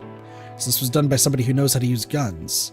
By the way, it's just a matter of looking at the bead through the sight. Guns are useful little toys that make murder so easy, anyone can do it. What about loading? That doesn't seem like something a layman could do, is it? Good point, but even Tei Bachan has experienced firing a gun. Finding the culprit in Yasubizu won't be easy. This was a settlement where the people went hunting. Basically, everyone here must have touched rifles before. All we could really assume was that Meiko-chan couldn't have done this. It's not like every bullet hit the head. One grazed the ear, one hit the chest, one hit the shoulder. Oh, and look here, a bullet hole. She pointed at a small part on the floor that was ruined. So only one hit the head. Yeah, I think that one wasn't fatal, though. It was probably the one in the chest that ended it. She looked at the body's pose and made the same conclusion as me. Why do you know so much about guns, anyway? I have a hunting license. I know how to use guns, traps, and nets. I used to do a lot of skeet shooting outside of Yasubizu. Pretty good with the gun. Well, damn, didn't expect that. I can understand why. Did you plan to return here and become a hunter? I just wanted to have a gun, that's all. She said that as if it was no big deal. I think it's a pretty big deal in Japan to have a gun, if I recall correctly. Her tone seemed kind of dangerous. Yes, so much so that she almost killed someone. I think it happened in middle school. I grabbed a bat and beat up some students who were bullying the Yasumizu kids. It was the impression you'd get from a girl capable of random acts of violence. I was probably jumping to conclusions, though. Can we clean it up now? If you're fine with it, let's do it then. Did you find out anything? I'm now 100% certain that these murders were committed by people. The culprit used a gun and wiped off the fingerprints, acts that demonstrated a very human level of cunning. If we were up against something supernatural, they just used their mysterious powers instead. If something mysterious could be explained using mundane means, then it was caused by mundane means. That was a general rule I lived by, proven that both knowledge and first-hand experience. Supernatural powers that required carrying out occult rituals were prime examples of things it applied to. The more detailed the preparation required, the more opportunities to notice something amiss. If the trick relied on concealing the method, it was safe to assume the method was something mundane. Even this death wasn't caused by some kind of supernatural force. So it seems like the corruption is supernatural, but these are just humans killing each other from hysteria. That's what I can presume, at least. Which mass hysteria has happened quite a bit before. It just happened unobserved. We had people who could do it and the methods that fit. That was the best way to look at it, right? Maybe you're right. You agree? I do think that it was done by people, I know, by actual humans. But that didn't go against her whole God story. I wanted to ask that, but seeing her eyes made me fall silent. Her eyes were wide and cloudy, and also lacking any light whatsoever. But her lips let out clear words. No one. I looked away. Probably wanted to cover my ears too. Can escape God. I found her words so irrational it began to frighten me. I asked Chami to call Kiyonosuke to help carry the corpse, but she insisted on doing it herself. I caved and began the unpleasant task. Following Takumi-san's example, I removed the door and placed his body on it. Chami and I each took an end of the door and lifted it up. He was as heavy as he looked, and I wouldn't have been surprised if this was too much even for two men. However, Chami lifted her side without letting out a single grunt of exertion. It felt like active rejection of the idea that she might need help. We slowly began walking. Kiyonosuke was outside. He was anxious about something. It didn't look like he was waiting for us, so maybe Rikaku Uematsu hadn't come out yet? I couldn't afford to stop and chat. Relaxing my arms or lower body could lead to me dropping Takumi-san. I kept walking forward without a single word. Sighing and stopping was our sign that one of us needed to rest. Every time one of us did it, we lowered him to the ground, rubbing our aching hands, adjusted our grips, and resumed walking. As we approached the cliff, Chami's expression grew darker. Takumi-chan was the youngest of the adults. He was like an older brother to me. Oh, Kaori is also fucked now. Completely mentally fucked. I wasn't going to ask how that mattered. I didn't see a point in questioning it. I simply nodded, continuing to play the role of audience. He played with me a lot and always protected me when the other adults got mad at me. There's nothing good about this humid place, but he loved Yasumizu and the people living here. Yeah, I could tell. He was honest to a fault. Yeah, I don't want to just throw him away. Of course you don't. I don't like this either. Should we stop? The only ones who really care about this are Takumi-san himself and Tae-san, right? No, we gotta do this. Because of the corruption? Yeah. I continued asking if she was sure, but she didn't change her mind, so we ended up throwing his body into Saranaga. We walked through the graveyard, careful not to trip. We can now see the hanging pot through the mist. Our destination was near. We carefully closed in on the cliff and pushed the door toward it. Bye, Takumi-chan. She said that right as I felt the body slide off. It was falling. I've done this several times now, but it still made me feel empty. It would eventually hit the water, making a splash, and that'd be it. Huh? Did you hear the water? Not sure. Did we both miss it somehow? Or maybe the bottom of Saranaga opened up into a yawning chasm leading to Yomi. You've got quite the imagination. No one knows what's beyond the mists. There could be anything out there. Should I go down and take a look? You won't return. That was how she saw the world. Let's go back. Fair play. Oh, what up, Derby? We were returned to do another investigation at Takumi-san's house, but something strange had happened while we were gone. Kiyonosuke was still in the same spot, in front of Rikaku Uematsu's house, waiting for her without even trying to hide his frustration. She still hasn't come out? No, you're the only one who said she seemed alright. What made you think that? I heard sounds. Why didn't you call out to her herself instead of just waiting? As if I could do something so rude. Why is she the only one you're nice to? Nosatu is Abafu Uematsu, isn't it? That was an interesting bit of info. I hadn't realized that the head families had a hierarchy. So we're doing pretty good. It's only natural to be considerate of women. I agree!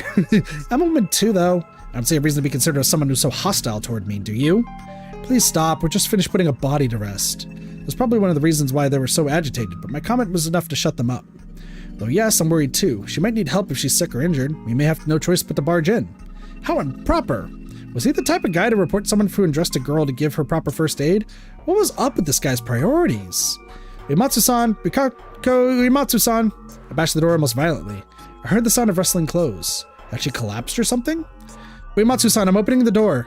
No answer again, only sounds. Was it really Rikaku Uematsu in there? Let's break it down. Chimmy nodded and Kiyonosuke, she gave a disgruntled sigh. The door was made from thin plywood and a wooden frame. A solid impact would break through. I looked around and saw a few aged farming tools lying around some houses. The old wooden hoe and mallet were too rotten to work here. But the old axe looked just right. We found an axe! Chop, chop. Alright. 1, 2. I left the axe and started counting, but had to stop midway. There was the sound of clattering. The door suddenly moved. So surprised, I jumped backwards and glanced at the other two. They were just as shocked, if not frightened. What was that? What do you mean? It has to be Rikako-san. Uematsu-san. There were no response at first, but a few seconds later, the door shook again. A moment later, it fell silent once more. She collapsed in the door? If she wasn't well and was lying next to the door, breaking it open was dangerous. I put the axe down and walked up to the door again. The moment I approached it, I heard a clicking sound. I didn't even have time to question what happened before it creaked open. There was a gap about 20 centimeters. It was pitch black inside. There was a face all covered in blood.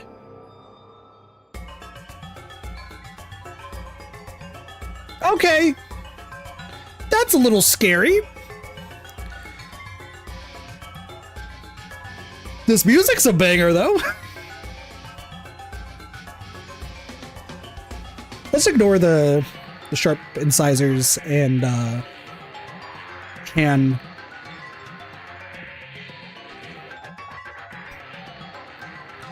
So is she a wolf? Possibly. I don't know. But she's screaming, and I'm not going to scream, because the window's open and there's people at this house. It sunk back into the darkness the very next moment, but it was soon replaced by an inhuman scream and an arm that snaked out and grabbed me for my neck. The grip had inhuman strength behind it.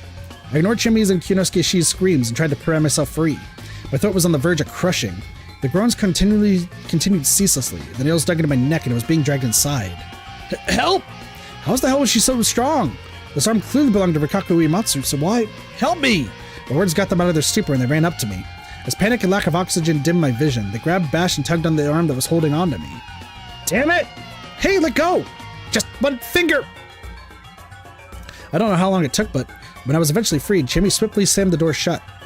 Bring something I could use to bar the door. Like what? I'll just shove the axe in it. Sitting on the ground in shock, I simply stared at their exchange. I could still barely breathe, my vision was hazy, and I couldn't think clearly. Something inside was trying to get the door open and possibly escape. What it was, though, I had no idea. Well, if we just scroll up here a little bit, we're going to just see Rikaku Uematsu scream noises. Just a thought. Think it might be her. What had happened to Rikaku Uematsu? How about this? Nosatsu-san, hold it shut. I'll bring the others and we'll barricade it. Haraki-san, are you alright? Can you stand? Yeah. Actions were more important than words here. Stealing my resolve, I rose to my feet. We gathered everyone who could still move and sealed off Rikaku Uematsu's door and windows with planks, nails, large farming tools, and whatever else we could find. The small house was basically a pile of flimsy barricades now. Everyone was tired from all the work and sat down to rest.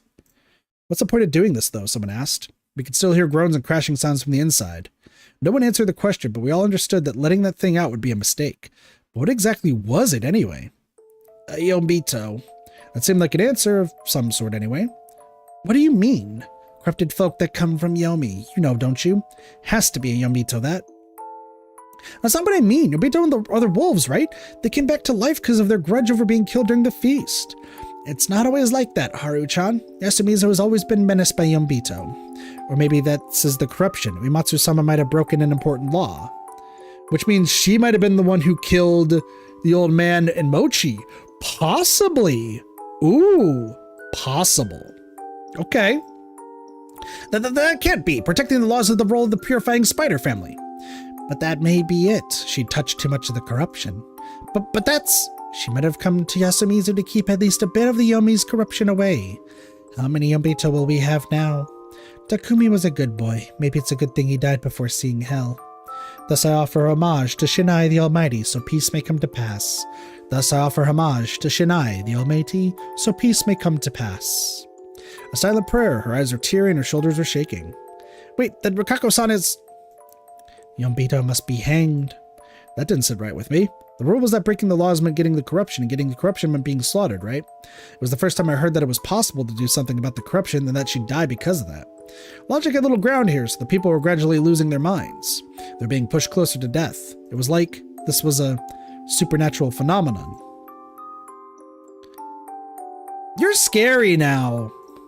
Is anyone hungry? I've already calmed down, so we can do the rest after you've all calmed down as well.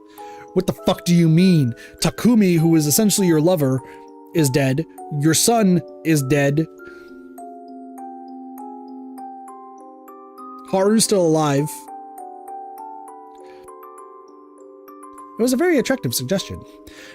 As we all turned away and returned to the dining hall, I felt like Rikako Uematsu let out a groan even more inhumanly loud than any of those before. Once we arrived, the place was dominated by a heavy silence. There were sounds coming from the kitchen. A kitchen knife rhythmically hit the cutting board as Kari-san prepared the food. Tae-san was seated away from everyone, desperately yet fluently chanting a sutra. Combined with the kitchen sounds, it had a mind-numbing effect. Everyone else was simply falling into a torpor, staring silently into space. Even I, the sanest person in the room, wanted to simply let my mind shut down and stop thinking. That wouldn't stop me from trying, though. Rather than try to evaluate the details, I decided to return to square one and summarize the current situation. Takumi-san was dead. That left me, Shemi, the two Aribes, Kiyonosuke-shi, Tai, Yamawaki-shi, Meiko, Rikako Uematsu, and Haru Makishima, a total of 9. And Rikako Uematsu, I didn't want to say she'd become a Yonbito or something, but it was clear that she was in condition that left her functionally useless. Normally, the right thing to do here would be to take her to a hospital, but instead they were going to discuss killing her. Probably have to remind them of the sound course of action. Whatever the case, if you ignored Rikako Uematsu and I, only 7 people were participating in the feast.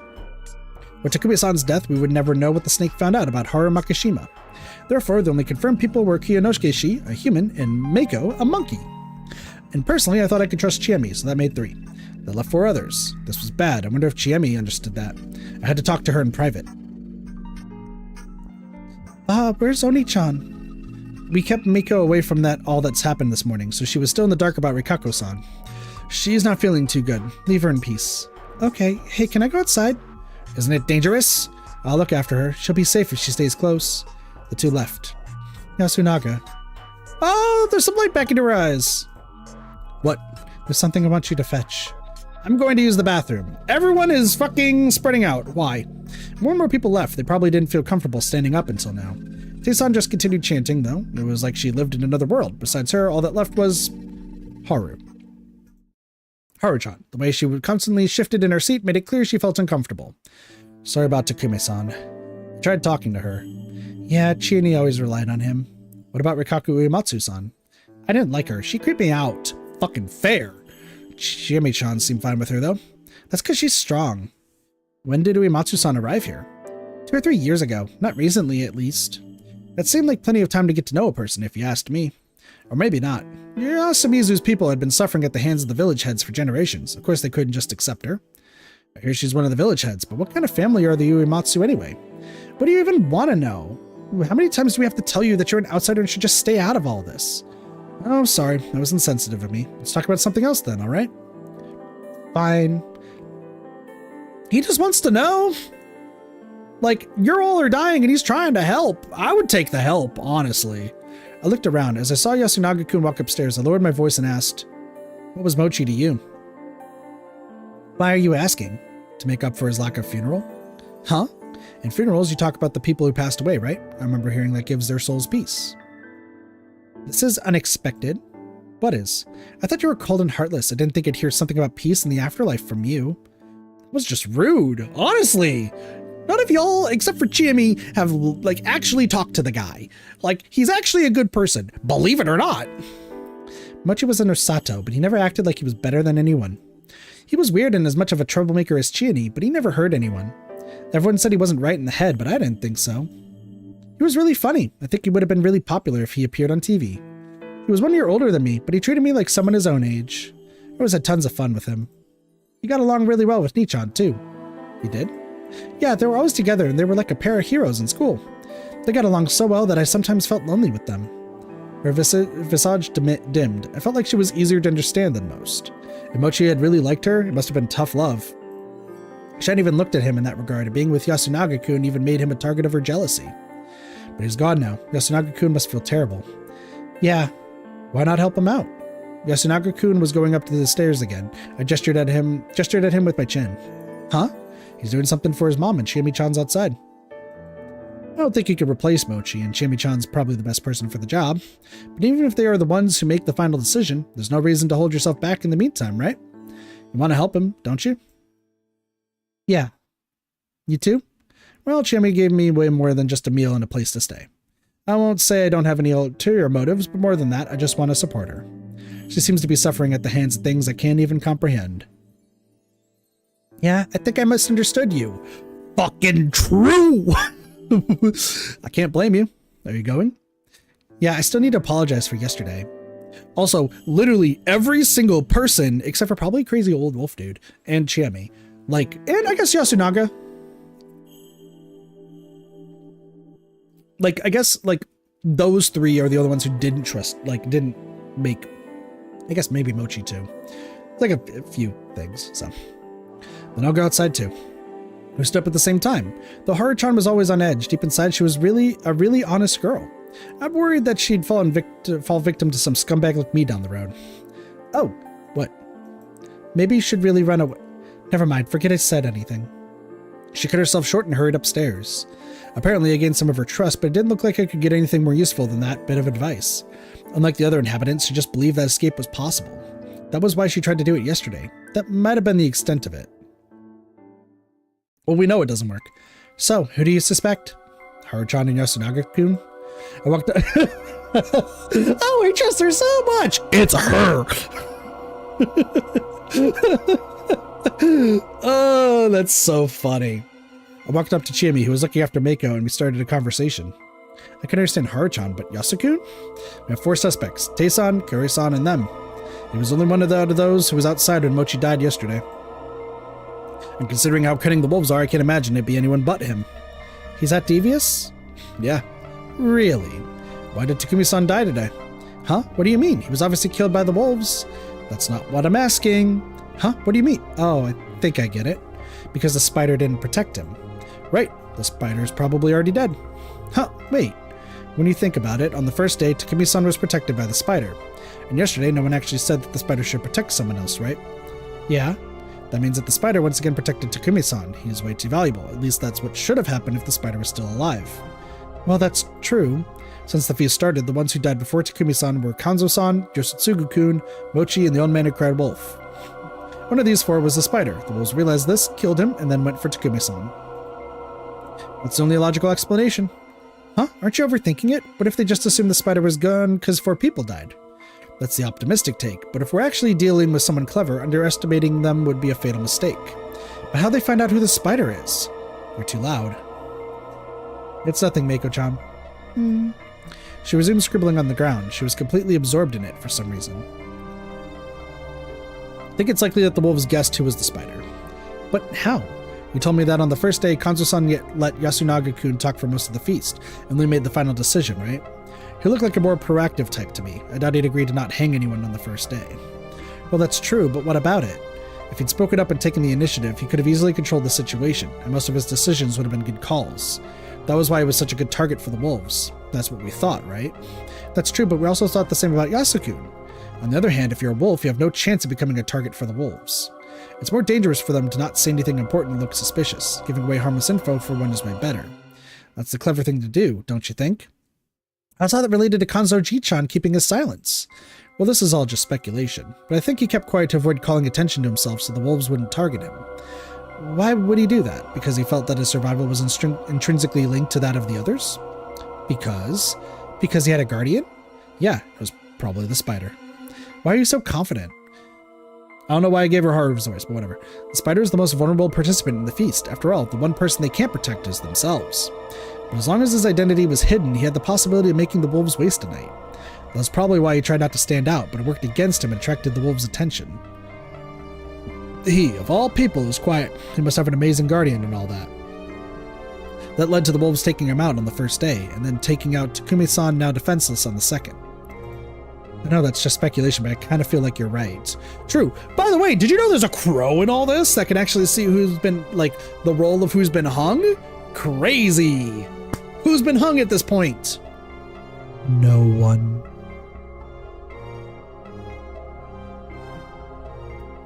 That crow must have been so excited. They got the role. They're like, yes, everything's great. I'm going to help out the team. Nothing has happened. At all. The crow is sitting there twiddling their wings like, yeah, assuming the crow is also dead. What up, Blake? AKA Crow with a Q. If even that was planned by the enemies, it's best to assume that the anomalies too have all been shortcuts for the wolves. What do you mean? Too many people died outside the rules. Yotsutsugu-kun, Mochi, the old wolf guy, and Rikaku Uematsu. She's effectively dead now. To the wolves, unplanned deaths are a good thing. The less feats they have to survive, the lower the chance they'll be hanged. Then what if they plan for those people to die? I see your point, but how could they pull it off? They could tell Yoshitsugu-kun to walk around outside at night, basically sending him to the corruption. I don't know the motive behind Mochi and the wolf guy's deaths, but it all makes sense if they were killed by Rikaku Uematsu. What? Tae-san talked about the Uematsu's role and thought she fell to the corruption because of it, but there's a more reasonable explanation. If she killed the two, she had broken the feast's rule of one person per day and became a target of the corruption. True!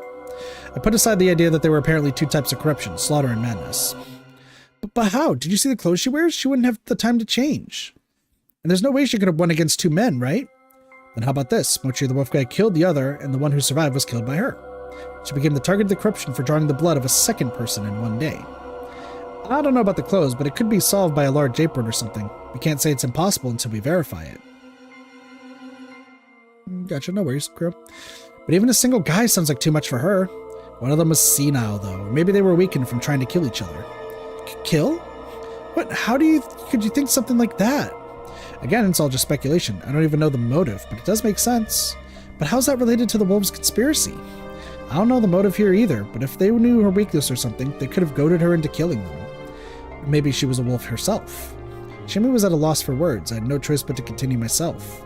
She could have hastened the whole process to give the other wolf an advantage.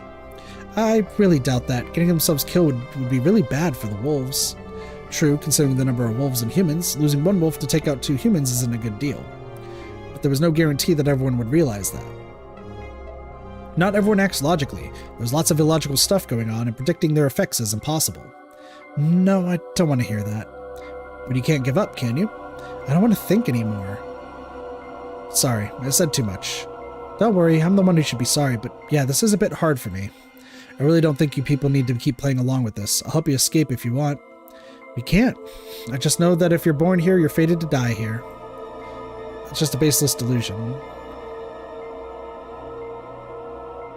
Keep in mind, I'm focusing on the game, Crow. That's why. That's just a baseless delusion. Someone who can't see God would never understand. Yeah, I won't. How troubling. It really was troubling. If this was some tabletop fun for the whole family game, I've already punched the GM and left. But lives are actually on the line here. Not just my own, but also that of someone I kind of liked. We made it this far, yet she was uncooperative. Maybe I was going about this wrong. Maybe if I wanted to save her life, I had to start by saving her from the darkness within? Or maybe from the unidentified supernatural phenomenon that was binding her. Though that didn't seem like something that could be done in just 3 or 4 days. Still, I'd struggle until the very end. I couldn't participate in the feast myself, so I had no choice but to leave it to Chiemi. I didn't say anything more to her. I just chose to believe she'd overcome her inner conflict soon. Meanwhile, Mako's drawing had grown so large it felt like she would get lost in the mist. Hey! I left Chiemi and went to Mako. Baha! She waved at me. Good thing she was kind of used to me now. What are you drawing? Those are guardians. Guardians? One drawing showed a warped circle with a line just as strange as going through it. But I could see what it was. It looked much like the Higuchi family crest I saw in the dining hall. There were 4 of them. Apparently, the others were hard to differentiate. Oh, that whirling drawing was the same as the one on the stone. The symbol of the Yamotsu Okami. See, Shinasai-sama's guardians. Did Oni-chan teach them to you? Yeah. What about these? They're not guardians, are they? They're cattle. I certainly wasn't expecting to hear such a vivid word from a girl about 4 years old. Animals, huh? Yeah, this is a cow. Mm-hmm. This is a donkey. Oh, this is a pig. Ah, the ground wasn't the best canvas and the little girl wasn't the best artist. All I could really tell was that they all had 4 legs. And this is a wolf. Me. 4 legs though. Well, whatever. Sheep. She's saying ba and has 4 legs. And she's saying her. She's a sheep. Rikako is a shepherd. Trying to protect her sheep. It said this earlier. And we have a blunt smoking sheep in this game too. So like, I'm just saying, she's saying ba a ton. I know there could be like Japanese context here, but she's saying ba. So she's a sheep. And this is bigger than the others. A wolf. A light chill went down my spine. Huh? By a wolf. Because the wolf is coming. Huh? The wolf is coming? That's what the old man said. I was like, because the wolf is coming, I had to run far, far away. Hold on, Mako-chan, you know the wolf? I haven't met him, but I know he's scary. Is this the same wolf as we have here? Huh? Where's the snake and monkey? I don't know. What does the wolf do? Eat the cattle? Eat? Yeah, they said the horse was eaten. Takumi's the horse? Apparently this had nothing to do with Fujiyoshi's legend.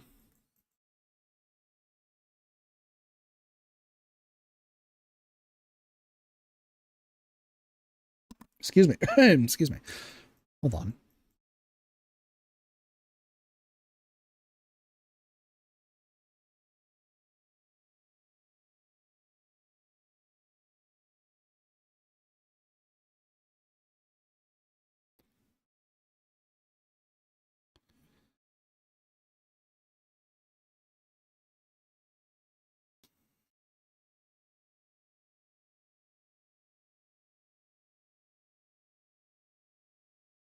Shit, I don't know who is who.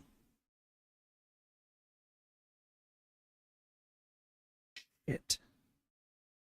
This is okay.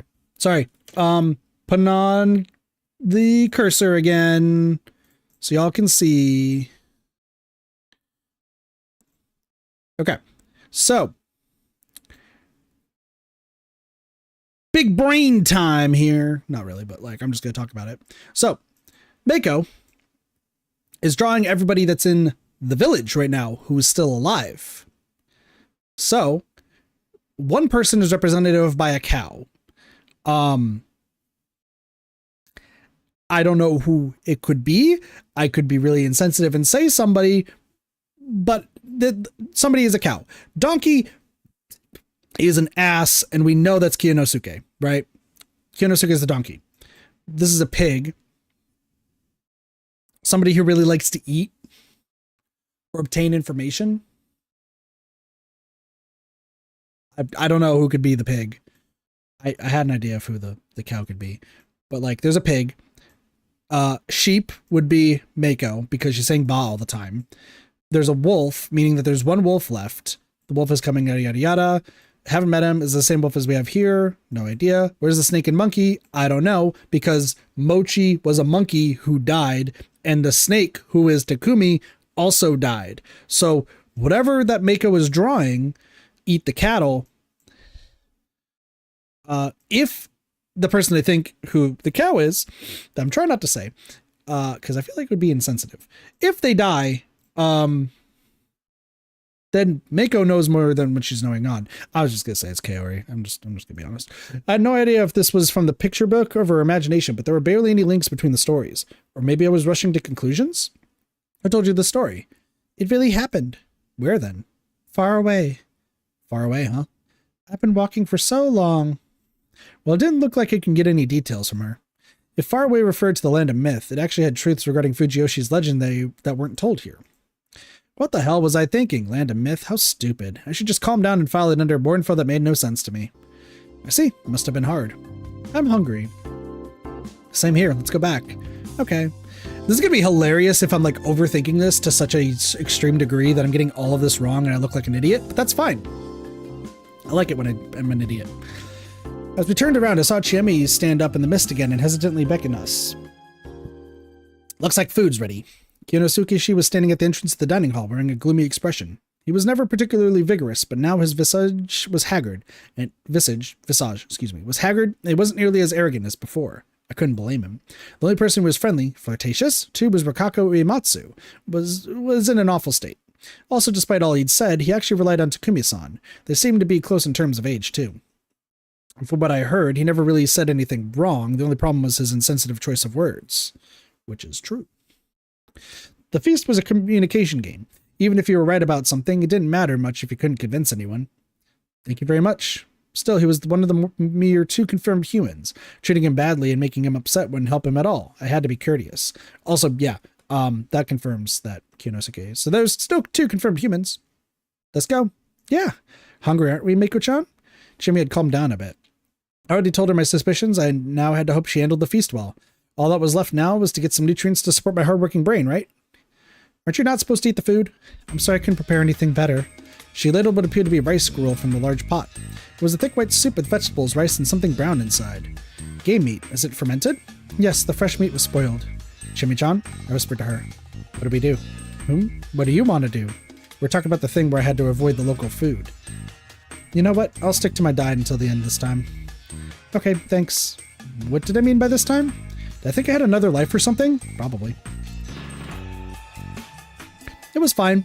It wasn't like I was cool with dying just on the off chance I got a second shot. Dying was an acceptable option. I wasn't about to compromise on that. There's no point walking around, so I'll just wait here. Alright. You're not going to eat? I have a bunch of allergies. It's because you youngins don't eat proper. You won't become strong if you don't have a balanced diet. True, but I also don't eat. So I guess it's true. Thanks, Blake. Take it easy. Have a good rest of your day. Hey, I was lying, but telling actual allergy sufferers that they should just eat and they're being cured was actual murder. As somebody with the world's worst allergies to nature, it's like whenever my family says, hey, you should go outside and enjoy nature, and I'm just standing there like, all right, I'll hug a tree. So, well, it's like whenever somebody tries to tell me to go touch grass, and I'm like, okay, you're telling me to die. I got it. That's fine. Yeah. For those who are wondering, yeah, I'm actually allergic to everything in nature. Well, there were some efforts to cure allergies by carefully injecting the allergens via vaccine, but that was a subject for the doctor, which also doesn't work for me, I'm sorry. Anyway, going back to the dorm by myself was dangerous since they'd suspect me, so I just waited in the corner of the room, still hungry. Where are Yasunaga-kun and Haru-chan? Still upstairs? Don't mind them, your food will get cold. More! I'll go call them. I went up the stairs, and when I reached the second floor, I stopped for a moment. Heard some rustling. Was it possible they'd gotten that intimate in just a few minutes? Oh shit! Do I need to bring up the sensors? Do I need to bring up the sensors? I got the sensors right here, y'all. I got the sensors right here, ready to go.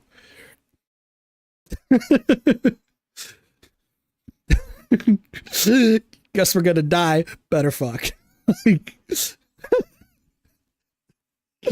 I doubt it. I think that there's probably death happening, but like, was I about to ruin the mood? Well, food was important too. I said, to get their attention, slowly went up, making sure I was loud enough for them to hear me coming. It's lunchtime. Oh, Yasunaga-kun? Hello. The room was full of stuff. It was a huge mess. You looking for something? No luck, huh? Yes, I was told there was a new apron in the attic, but we couldn't find it there, so we were checking other places too. So that was it. Did you see? Huh? Could you not tell anyone about this? Well, I did come up carefully, but it's not like I saw anything I shouldn't have. Were you going at it? What are you saying? Why is that the question you ask? So, we all doing it? Has the V card been taken? Let's be real, that man on the left had a great time.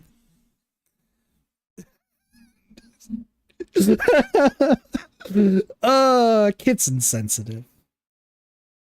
Look at that face. Anyway, I'm kidding. I knew you wouldn't do something like that at a time like this.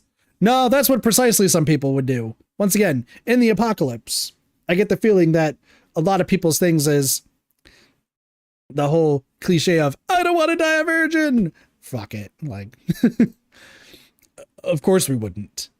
They fucked. Yeah. Really now? I'm still kind of worried. They totally did. They totally did. 1000%. Anyway, why not take a break and get some food? They didn't argue. As we prepared to go back, there was a loud noise from downstairs. What? Yasunaga-kun and I looked at each other, then ran out of the room without saying a word. We were met with a strange scene. I instantly realized what had happened and who was responsible. Kiyonosuke was wearing a furious expression, his shoulders shaking. There was a shattered plate of rice scroll at his feet. The contents were still steaming. He was facing Kaori Oribe-san, who was standing completely still. Did he throw his food to the floor? Was it that bad? No way, there was clearly something way bigger than that. What's gotten into you? Jimmy and the others didn't seem to understand either. They shifted uneasily. What? Wolfsbane, the plant! There's aconite in the food! What? Miko-chan, did you eat any? Not yet. What about the rest of you? Hold on, I'm so lost. Is that true? Look at these leaves. They shine. The other side isn't white, and the tip is pointy. They smell different, too. This isn't mugwort or windflower. You're right. It's wolfsbane. She's trying to kill everyone with poison, and who saw that coming? Everyone should have. You use wild plants, Mom? Yes. That was close. What a mistake. Someone almost got poisoned. She wants to kill us. Wait, it's just a mistake. That's it. Don't be so quick. Haruchan stopped talking when she realized the suspect was acting strange. Kaori-san was staring right at Kiyonosuke, not moving an inch and smiling. She was completely glaring him down. Yes.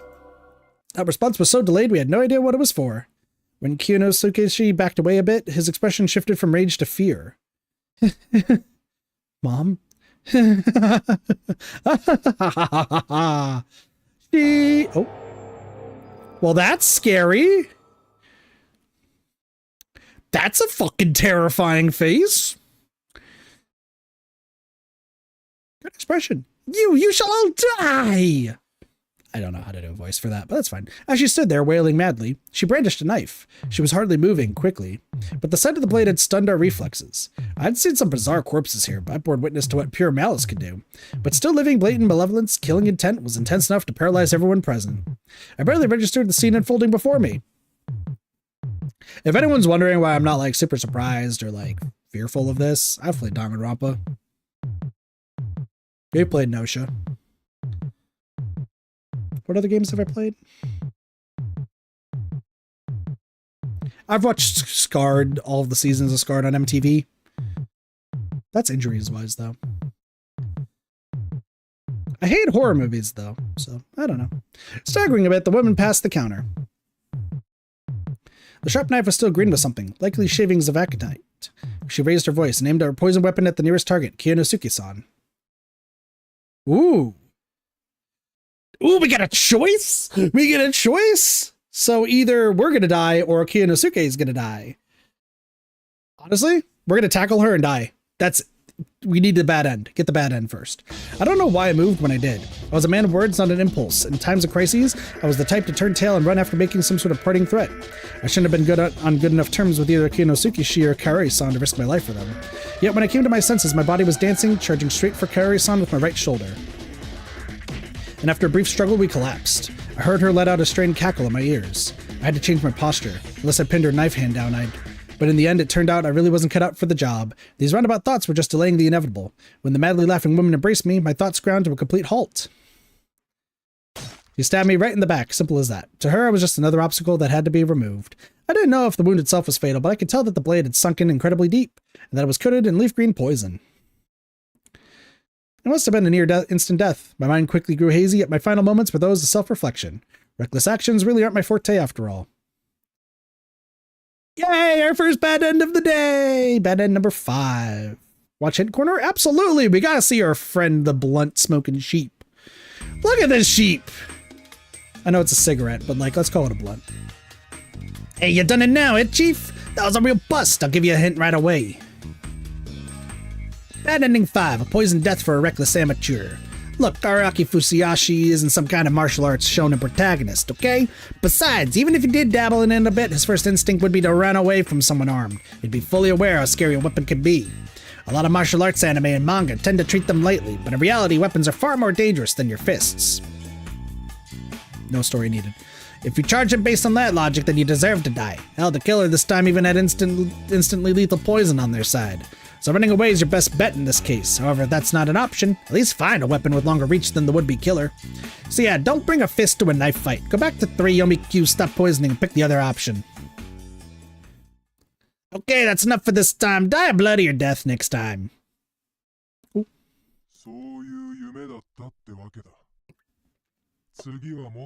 To do better next time. I'm trying! I just wanted to show all the bad deaths. Like, obviously that was the bad one. Also, for those who are wondering, it literally takes you back to the very beginning of the game. Like, we're already way back at the introduction. So now we just go down here.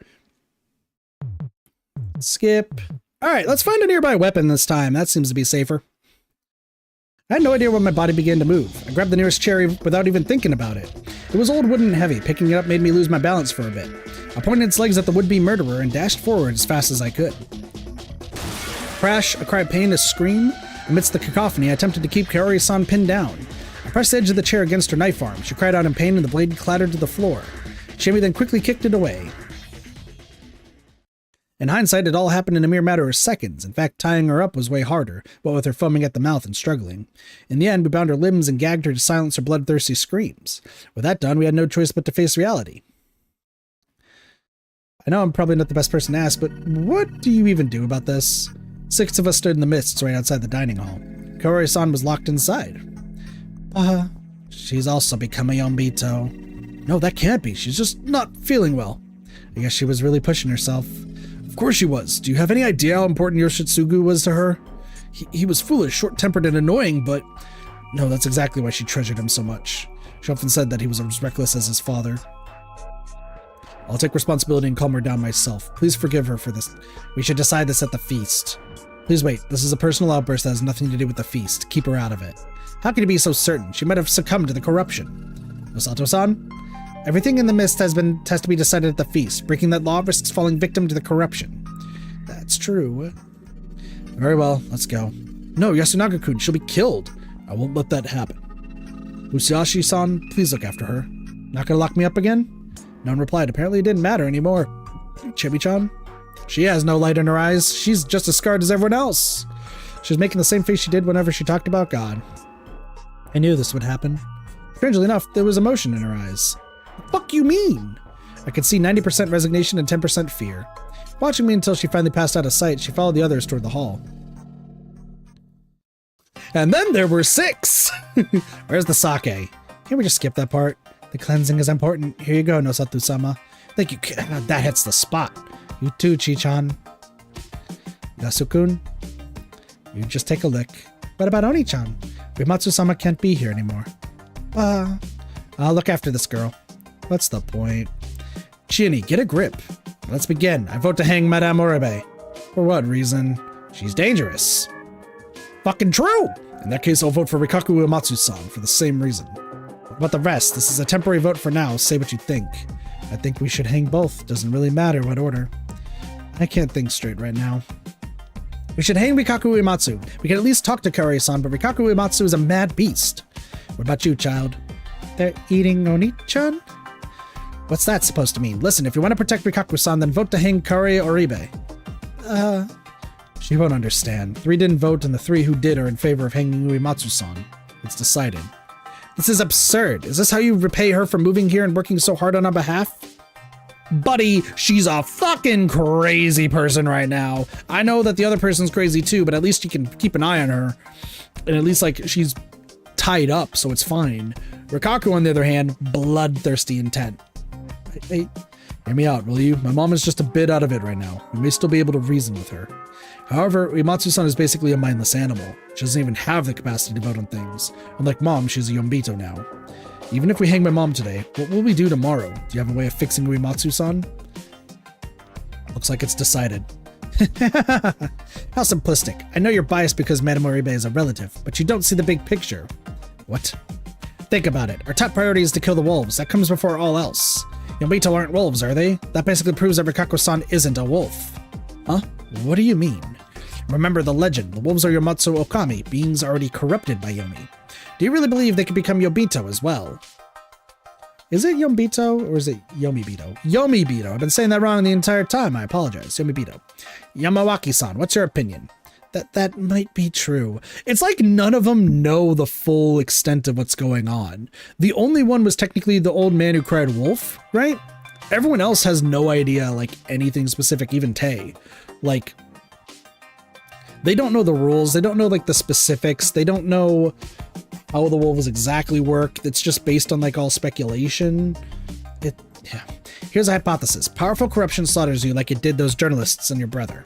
However, weaker levels of corruption causes madness. Mad guardians are wolves, while mad humans are yombito.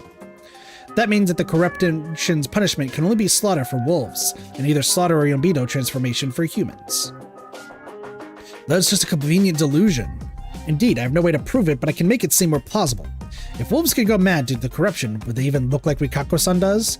These are beasts disguised as humans. Would they truly look like that if they've gone mad? I think the beasts would show their true selves, their bestial fury. Is that what happened to Rikako-san? No. That might be true. Then maybe we should hang Kaori-san first. Teba!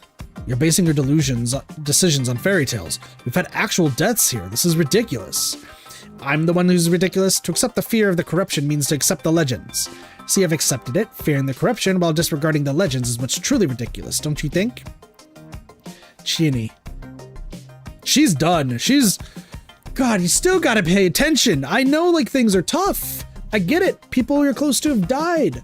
But, like, you really gotta, like, get back into the game here. I'm afraid of God. I'm afraid of this God who toys with us as we dance on his palm.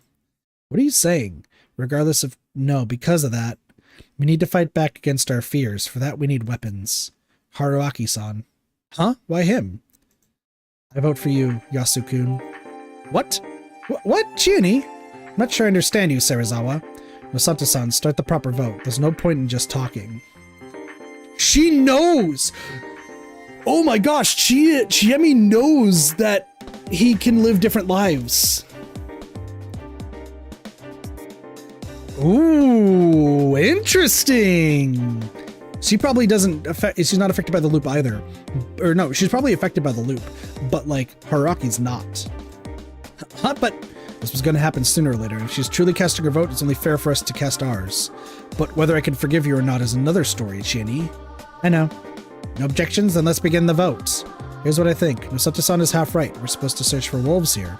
But I'm completely against relying on the legends for evidence. Mochi, the old wolf guy, and Takumi Nichan all died at the hands of people. That's why we should look back over what's happened so far instead of legends. So how about this?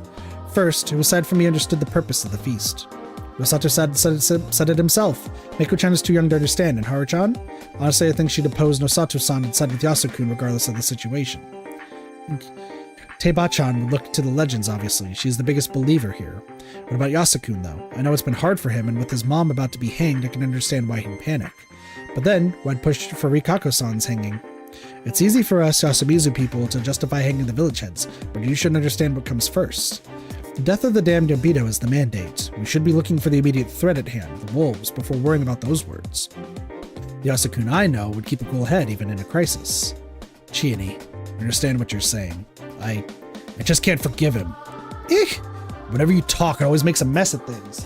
Takumi ni, Yoshitsugu, and Mochi are dead because of you. And now you want to take my mother? I'm sick of you. Nichan, what's wrong? Calm down.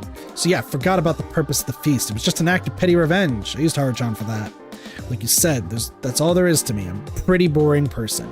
You do look like a typical anime protagonist, that's fair. Are you still not satisfied? Nah, I think you're also one of the smartest ones here. Yeah, this is totally out of character for you. Yasukun, I'm probably just looking too deeply into it, but when Kaori-san set the food, only you and Haru-chan were absent. If the others had all been poisoned as planned, you'd be the only survivors, Haruaki-san notwithstanding. If you were a wolf, that'd be pretty good for you, right? Are you suggesting I convince Mom to poison everyone? That'd be just the worst. She probably got the wolfsbane early in the morning. She was too busy otherwise, and it did look like she woke up early. By that point, she was already resolved to kill us. It's easy to imagine that someone had given her the idea that previous night. What? But we can't contact anyone and... There are two wolves. That is true. What? For the sake of her only living son, Kaori-san was ready to kill everyone, even if it meant being subject to the corruption. But I'm human! If you only had the wolves and a lone human at the end, votes would no longer matter. Haru-chan wouldn't be able to do anything. No way, Nichan... Yasukun... It's impossible. I mean, if Mom were a wolf, Yoshitsugu wouldn't have died. She could have killed me to spare him, though. You think I convinced her to do that? She'd never listen. She loved him way more than me. Jeannie, this is cruel. There's no way she'd say anything like that to his mom. Yoshitsugu, sorry, I'm forgetting his name, died from the corruption. He walked out. Not Kaori. I'm not saying the wolves killed Yoshikun. He might have just been out at night and killed by the corruption. That's exactly what happened. Also, even if she wasn't a wolf, she'd help her son even if it meant falling victim to the corruption. It sounds like you're saying whatever you can to make Nichan into a bad guy. What's wrong with you, Chiini? You always used to protect us. Was it him? Did Fusashi-san tell you to say that? Did he make you change? No, he didn't. I'm just following his example and thinking for myself. Things I don't want to be true could actually be true, and I can't look away from them. And so you decided to vote against me and ruin our friendship. I mean, listen to yourself. Yasukun I know would never try to guilt me into submission like that. If you ask me, you're the one who's changed. So who will you vote for? I need to take responsibility for what I said. I suspected Yasukun and I'm sticking to that. One vote for Yasunaga or Ibe. We messed up the order, but in terms of seating order, Teiba is first. How will you vote? I'll vote for Kaori-san. I don't think Uematsu-sama is a wolf. What about you, Nosato-san? So now you're being respectful. My answer doesn't change. In fact, Serizawa's words made me all the more certain. Yasunaga or Ibe, in all honesty, your current attitude makes it hard to believe you are a wolf, but it's likely your mother is. One vote for Kaori or Ibe. What about you, Yasunaga or Ibe? I'm still voting for Rikaku Uematsu-san. Interesting. I mean, fair points. Fair points everywhere here. I'm voting for Rikaku Uematsu too, so that's 3. The child, but can be ignored. Wait, Mako-chan, think. Your vote might decide whether the humans win or lose. Ginny, you'll go that far? You'll trick a child to take her vote? If that's what it takes, I'll do it. Mako-chan, you don't want Rikaku-san to be gone, right? No? Then it's pointless. Even if she votes for me, it'll just be a 3-way tie. Choose who I don't need? Yes. Then I'll go with the lady. She was scary. You mean the woman from the dining hall? Mm-hmm.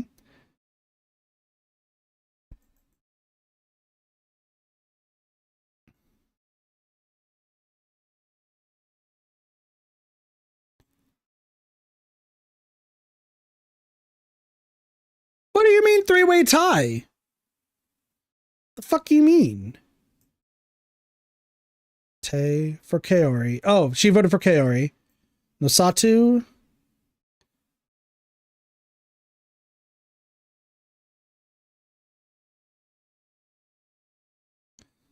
Wait, what? Hold on. So, one vote for Yasunaga. Yes, yeah, Yasunaga. One for Kaori.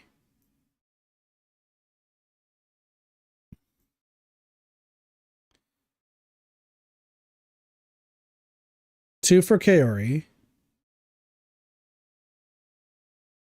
Rikaku. Oh, okay, so sorry, it's 2-2-1. That's what it was.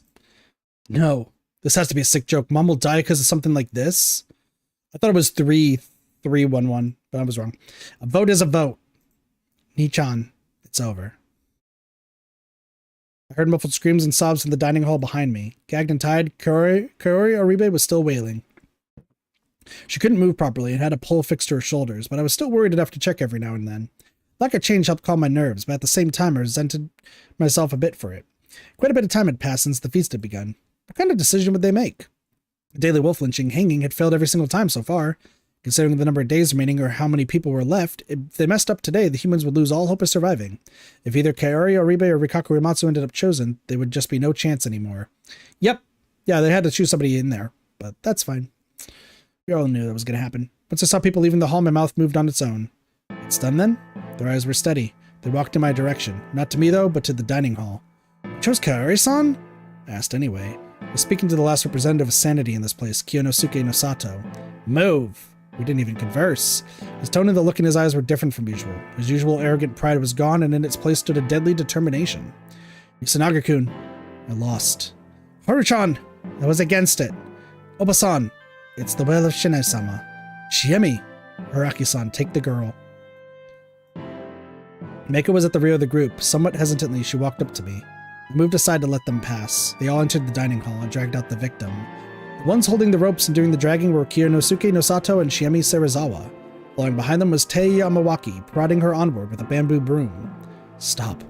As his mother cried out in pain, Yasunaga Oribe followed the group, hand in hand with Haru Makishima. Stop them.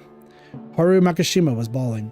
Yasunaga Oribe was shaking, not even trying to hide his sobs. His face was warped in anguish. Someone. As the group faded away, the gag fell out and the victim's voice grew loud. Not a scrap of reason remained, only raw terror. I'm bad at laughs. Or perhaps madness. Oh, please, someone beg for her life. However, I didn't hear any pleas to the very end, and I painfully realized I wasn't participating in the feast. I wasn't part of this life selection game bound by otherworldly rules. But don't look. I turned Mako away, hugged her, and covered her ears. Because of that, I couldn't cover my own. Parent-like dedication. What a weird idea. Anyway, as the group disappeared into the mist, I somehow felt as though the screams or laughs grew even clearer. I was subjected to this illusion until the very end. During the final moments, the mother called out her son's name. It was the name of the elder son, and he responded by calling for his mother. But at the very last moment, it felt like the victim shouted out a different name. There was a strange sound, followed by silence. Mako. Mako's body was surprisingly warm. In response, she just nodded. Let's escape from this place tomorrow. She nodded again. Give up on Rikaku Uematsu. Mako started crying. I let her go, took her by the hand, and led her to the dorm. There I took all the remaining food I had. Then I escorted her back to her place. Lock up, I'll come pick you up tomorrow morning. Still crying, she nodded. Eat this. All of it, okay? I gave her some food and closed the door. Once I turned around, I saw them. Today's feast is over. There wasn't a hint of emotion in his voice. I see. As one who didn't participate in the feast, I was in no position to criticize or support them. They just turned around and returned to their places, leaving no indicator whether they'd actually heard me. 3 of them were headed in the same direction. I didn't feel like joining them, instead casting a glare at their backs as they walked. So this is the end of this essentially the first loop of the feast, as it were. Though they lost, right? Assuming that there were still 2 wolves, I would say it's probably, like, I think Kiyonosuke is right in that it was Yasu. The other wolf, I guess, could have been Haru. Or no, it could be Tay. I think Tay might be it more so. But you never know. What's up?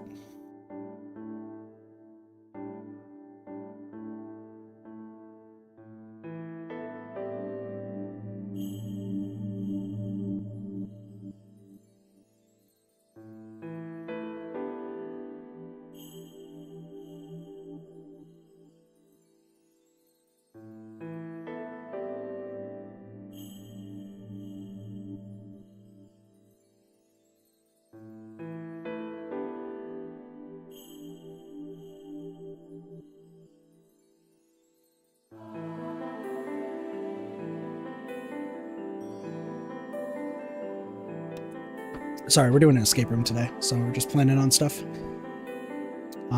Yeah, no, they lost. My powerlessness was killing me. Hope we get to participate in the feast at some point. Under the assumption I would die tomorrow, I decided I would go through the mist down to Saranaga, strict taboo here. What kind of death would that get me? Would I be injured, wander into some other world? Something else entirely. Perhaps I'd be eaten by a monster. I still had that incomprehensible memory, but it was enough to make me suspect that was the most likely scenario. Normally, people don't remember dying. The unknown was scary, but journeying into the unknown meant conquering that fear, so you could say there were some perks to remembering that death. But if it was guaranteed that I would die like that, I wasn't really keen on the idea. That had hurt like hell, not to mention how terrifying the experience was. Then think of a better way to die. One that won't hurt so much, or at least would be worth the pain. Like if it led to the survival of a young child. Anyway, I'd wager my life. All that remained was finding supporters. I closed my eyes and took a few deep breaths. Whoosh! I threw Yakuza kick into the wall. Rah! I did a low kick with the other leg. Hiya! The 7 treasures have finally been lost. To the elements, the sacred orb returns to rest. In the jungle of the decadent void, the Buddha corpse shouts out, Rag! As I sang the Buddha's ash rock, I attacked the wall with my ass, which prompted a response from the other side. Shut up! I heard Chami's angry voice through the front door. You sound like you enjoyed it. No one would know how to react to that. The walls here were thin, apparently. Anyway, let's escape tomorrow. This is your idea of a conversation? If you can still talk like that, you're perfectly sane. Escape it is. Let's say bye-bye to the dust full of crazy. Listen, Haruaki-san, I'm serious. Still outside my door, she fell silent. It was only about 8, still a safe time. I walked up to the door and unlocked it. Damn, you look awful. Is it that bad? No, just joking. What's with the jokes? You're my boyfriend now or something? You put on a tough face, but it's masquerading some supernatural suffering, excuse me, isn't it? Come on, talk to me. Well, don't if you don't want to. Take a seat. Pardon the intrusion. Alone in an empty room, we sat cross-legged and looked at each other. Tell me what happened during the feast today. Who are the wolves? I don't know. Hell, I don't even care anymore. The situation was hopeless. She felt the same way. So far, there wasn't a single lynching with a good reason behind it, and it didn't feel like they got lucky and killed a wolf. If only that scrawny rich guy were a wolf, it'd be so easy to hate him. Takumi-san said he's clean, so that's not likely. I know. But still, assuming Yasunaga-kun was actually a wolf, I really doubted he was cold-hearted enough to keep up the act of a human while seeing off his mother to death. Like Jimmy had pointed out, it was best to assume Karia-san had only done what she did for her son. If everyone died and only one was left, he'd be the victor regardless if he was human or a wolf. Probably. Whatever the case, it was important to note that it was wrong to guess whether Yasunaga-kun was a wolf based on this alone. Kaori Aribe was in a messed up mental state that led her to plot the deaths of herself and everyone else just to save her son. It was simply the immense power of motherly love at work. And messed it up by sending Haruchan to the second floor. Kaori-san probably resented me for that. Probably. Not wrong. Not to mention, I was the one who pinned her down. Being the target of a dead person's enmity was a rare experience, and in my opinion, it was uncomfortable. Turns out I couldn't follow your example. My example? Yeah, I tried to think and did stuff, but well, was I a bad influence on her? Well, carefully deliberating your actions was never a bad thing, obviously. Also, it was worth noting she pointed out that Yasunaga-kun tried to guilt trip her wasn't like him. Her own intuition was important too. Besides him, there was Tae-san, who believed nothing but the superstitions, Haruchan, who always agreed with Yasunaga-kun, and Meiko, the one who sealed Kaori-san's fate. Everyone is suspicious. Yeah, that's why I don't care who it is anymore. Shiemi hung her head. I decided to help Meiko-chan. How, by running away with her? I'm telling you, it's pointless. It's better than just sitting around waiting for death, isn't it? If she turns out to be a wolf, you'd be down 2-1. Lucky day, huh? Would it be? I don't know anymore. She's not a wolf, you already know, monkey! I killed someone. She said it casually, but I couldn't tell that it was hard for her to say. Or I could tell that it was hard for her to say. It's not your fault. I responded equally casually. I felt like breaking the illusion would be too much to handle. Wow, it's like you don't care at all. But you were against it, weren't you? Not stopping the murder makes me a partner in crime, doesn't it? I'm the same in that regard. Oh, right. Also, the law would understand that you made the wrong decisions because of the circumstances. Law, huh? Well, being punished under a proper rule of law is infinitely better than being punished by some weird laws of some mountain. Or what, do you want to die a supernatural death? No dice, huh? Yeah. Man, this was complicated. Fucking true, dude. Is it God's fault? Half of it, yeah. But you can't explain the other half. Right. Then talk about God, at least. How do I put this? God is misfortune. Well, I don't mean that literally. It's just that it's because of God that we can't attain happiness. Is God visible? Yeah, we've all seen it, but its true form might be invisible. Let me ask about the visible part. Is it human? Though slowly and hesitantly, she gave me a light nod. Is it someone from Yasumizu? Silence, neither yes or no. Then is it someone from Kamafujiyoshi? She kept her silence. Her shoulders were shaking a bit. Then, no, it's not human. You can deal with humans, but God is beyond them. All light from her eyes are gone. She's not doing too well. She's losing her goddamn mind. That's fair. Shit, I knew it'd go like this. Calm down and explain, otherwise we'll both be killed. Fine, I just want this nightmare to be over already. It's not. This game's called Raging Loop. I don't know if you know this, but there's loops happening. I mean, it seems like you're aware, but like, that's besides the point. Hey, Haraki-san, kill me. If it's out of your hands, I think I could really die. What are you saying? Get a hold of yourself. I am. I'm not corrupted. I'm not insane. I'm not. It's Fujiyoshi that's crazy. It's God that's crazy. God. My hair's fucking everywhere, dude. This is the problem with having long hair, y'all. Gets in the way. You can't see shit.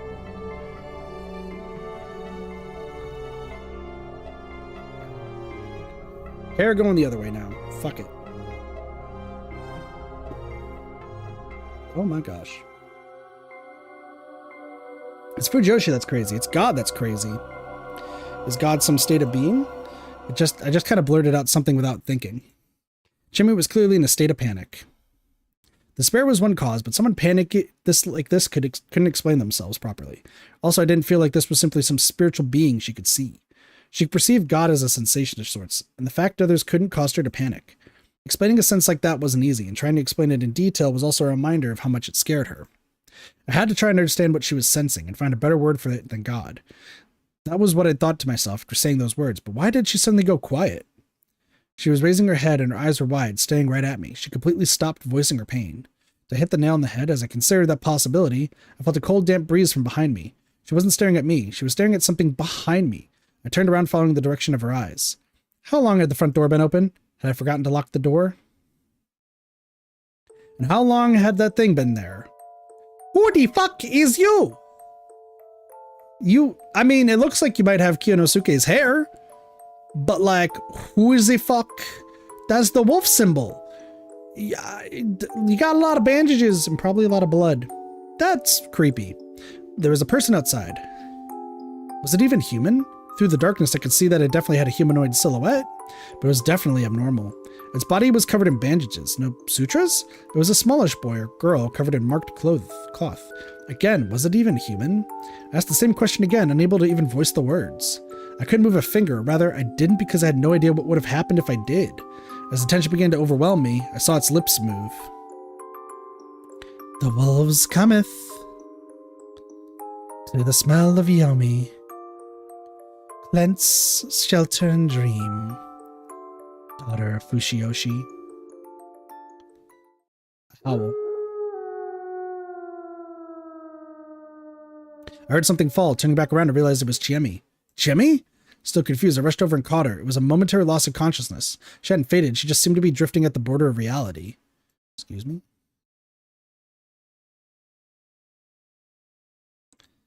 Hey, wake up! Why am I here? What was that thing? White thing, I'm so sleepy. Sorry, I'm going back. Chiemi stood up. Her eyes were utterly devoid of life. She headed to the door. It was closed. There was no one there. I set that matter aside for now. Chiemi was way more important. I had to stop her. Fucking true, dude. That was why I'll take you out of here. Wrap my arms around her. If you want to throw away your life, give it to me. Tomorrow morning, I'll take you and Mako and leave this place. You and Mako? Not just you? That was her first response in a while. Well, you entrusted her to me, and I'll honor the trust you showed me until the end. Man of integrity, huh? You notice? Well, there's also the fact that I'm not too keen on letting a child die. True. Sometimes, I wish I could cut my hair. I realize it costs money. Some points I should just... I'm so sorry, y'all. You dropped the tough guy act, Haraki-san. Also, when did you drop the honorific? You don't like it? I don't mind. It's just, shouldn't there be a transition point for these kinds of things? Go out with me? Sure. So let's get out of here. Okay. They're dating! We did it! That was fast. Just so you know, I'm only saying that because I don't mind dying with you. Sorry, but Mako-chan's barely a blip on my radar. That's not very responsible, is it? Chiemi-san is a girl with many brain problems, so she prefers to rely on people older than her. Leave it to me. Also, we're taking anyone who wishes to join us. What? I'm not getting some special treatment here? You are. The others have a choice, but now that we're dating, I'm taking you whether you like it or not. Not sure I'm happy about that one. Did you know I'm actually not a very popular guy?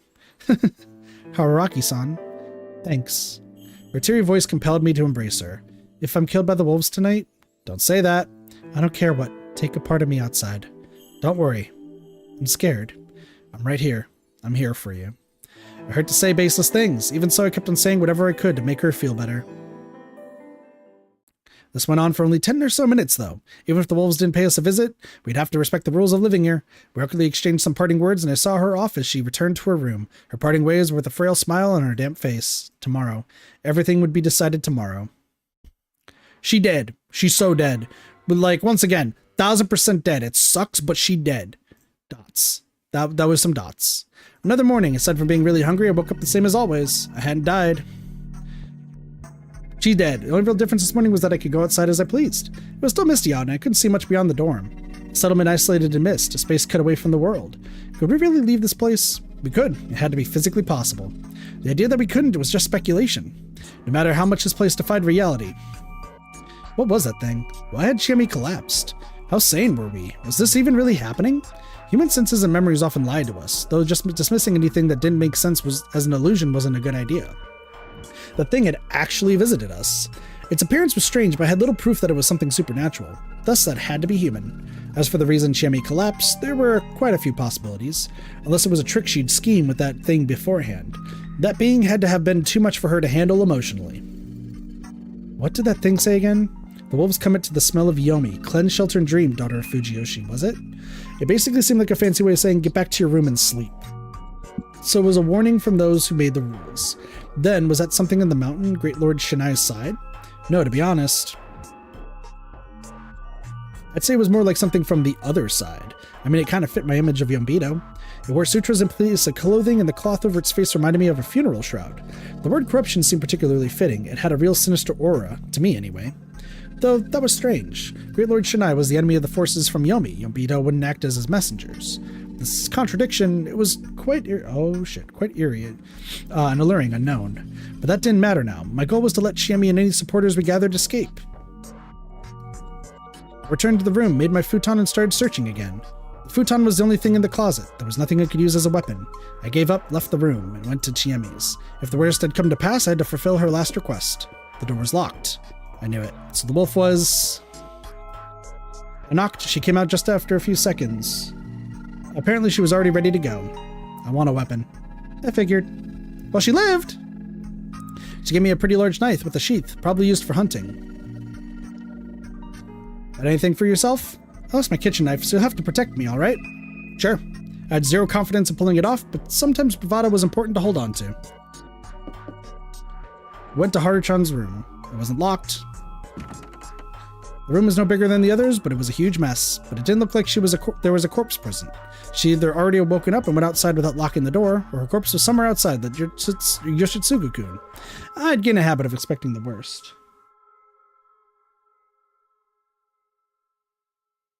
Sorry about that. What about Yasunaga-kun? The same. Let's check on Mako. If Mako's dead, that's gonna suck. But that's to be expected. Today's mist was denser than usual. Just extending my arm was enough to make my hand hazy and indistinct. I kept on walking, knife in my right hand and Chimi's hand in my left. The settlement was way too quiet. We headed for the village plaza. I almost tripped a few times on the field paths, but Chimi kept me on my feet. With just a few warnings, I could keep going as long as she was with me. We arrived at the plaza. There was no one there. Basically, there was no need to use the dining hall as the go-to gathering spot anymore. We passed Rikaku Uematsu's house. It didn't look unlocked, but I couldn't hear any indications of movement from inside. Was she asleep? Or did something happen to her? Whatever the case, I had no choice but to ignore it. It was here, right? Yeah. Mako's place was open? Uh-oh! Thankfully, I found inside was just a messy futon. It was the same as Haruchan's room. But now that it happened with 3 people, it was safe to assume something wasn't right. Shemi, sorry, but you can have this back. Huh? I gave her the knife and grabbed a stick lying against the house. What's wrong? I need a weapon I can actually use. The side, where do we go next? The hall, right? Uh-oh. As it turned out, that was exactly where the other inhabitants were, with the exception of one anyway. Who is it? Is Mako Haru? You're late, or maybe we're early. Haru Makishima, she was in her usual agitated state. Yamawaki, she was silently chanting something to herself. Mako, Haruchan had her hands on her shoulders, but she looked anxious. We got 2 people left! And finally... Good morning, Chini. Karanosuke is dead! And Haruaki Fusashi-san?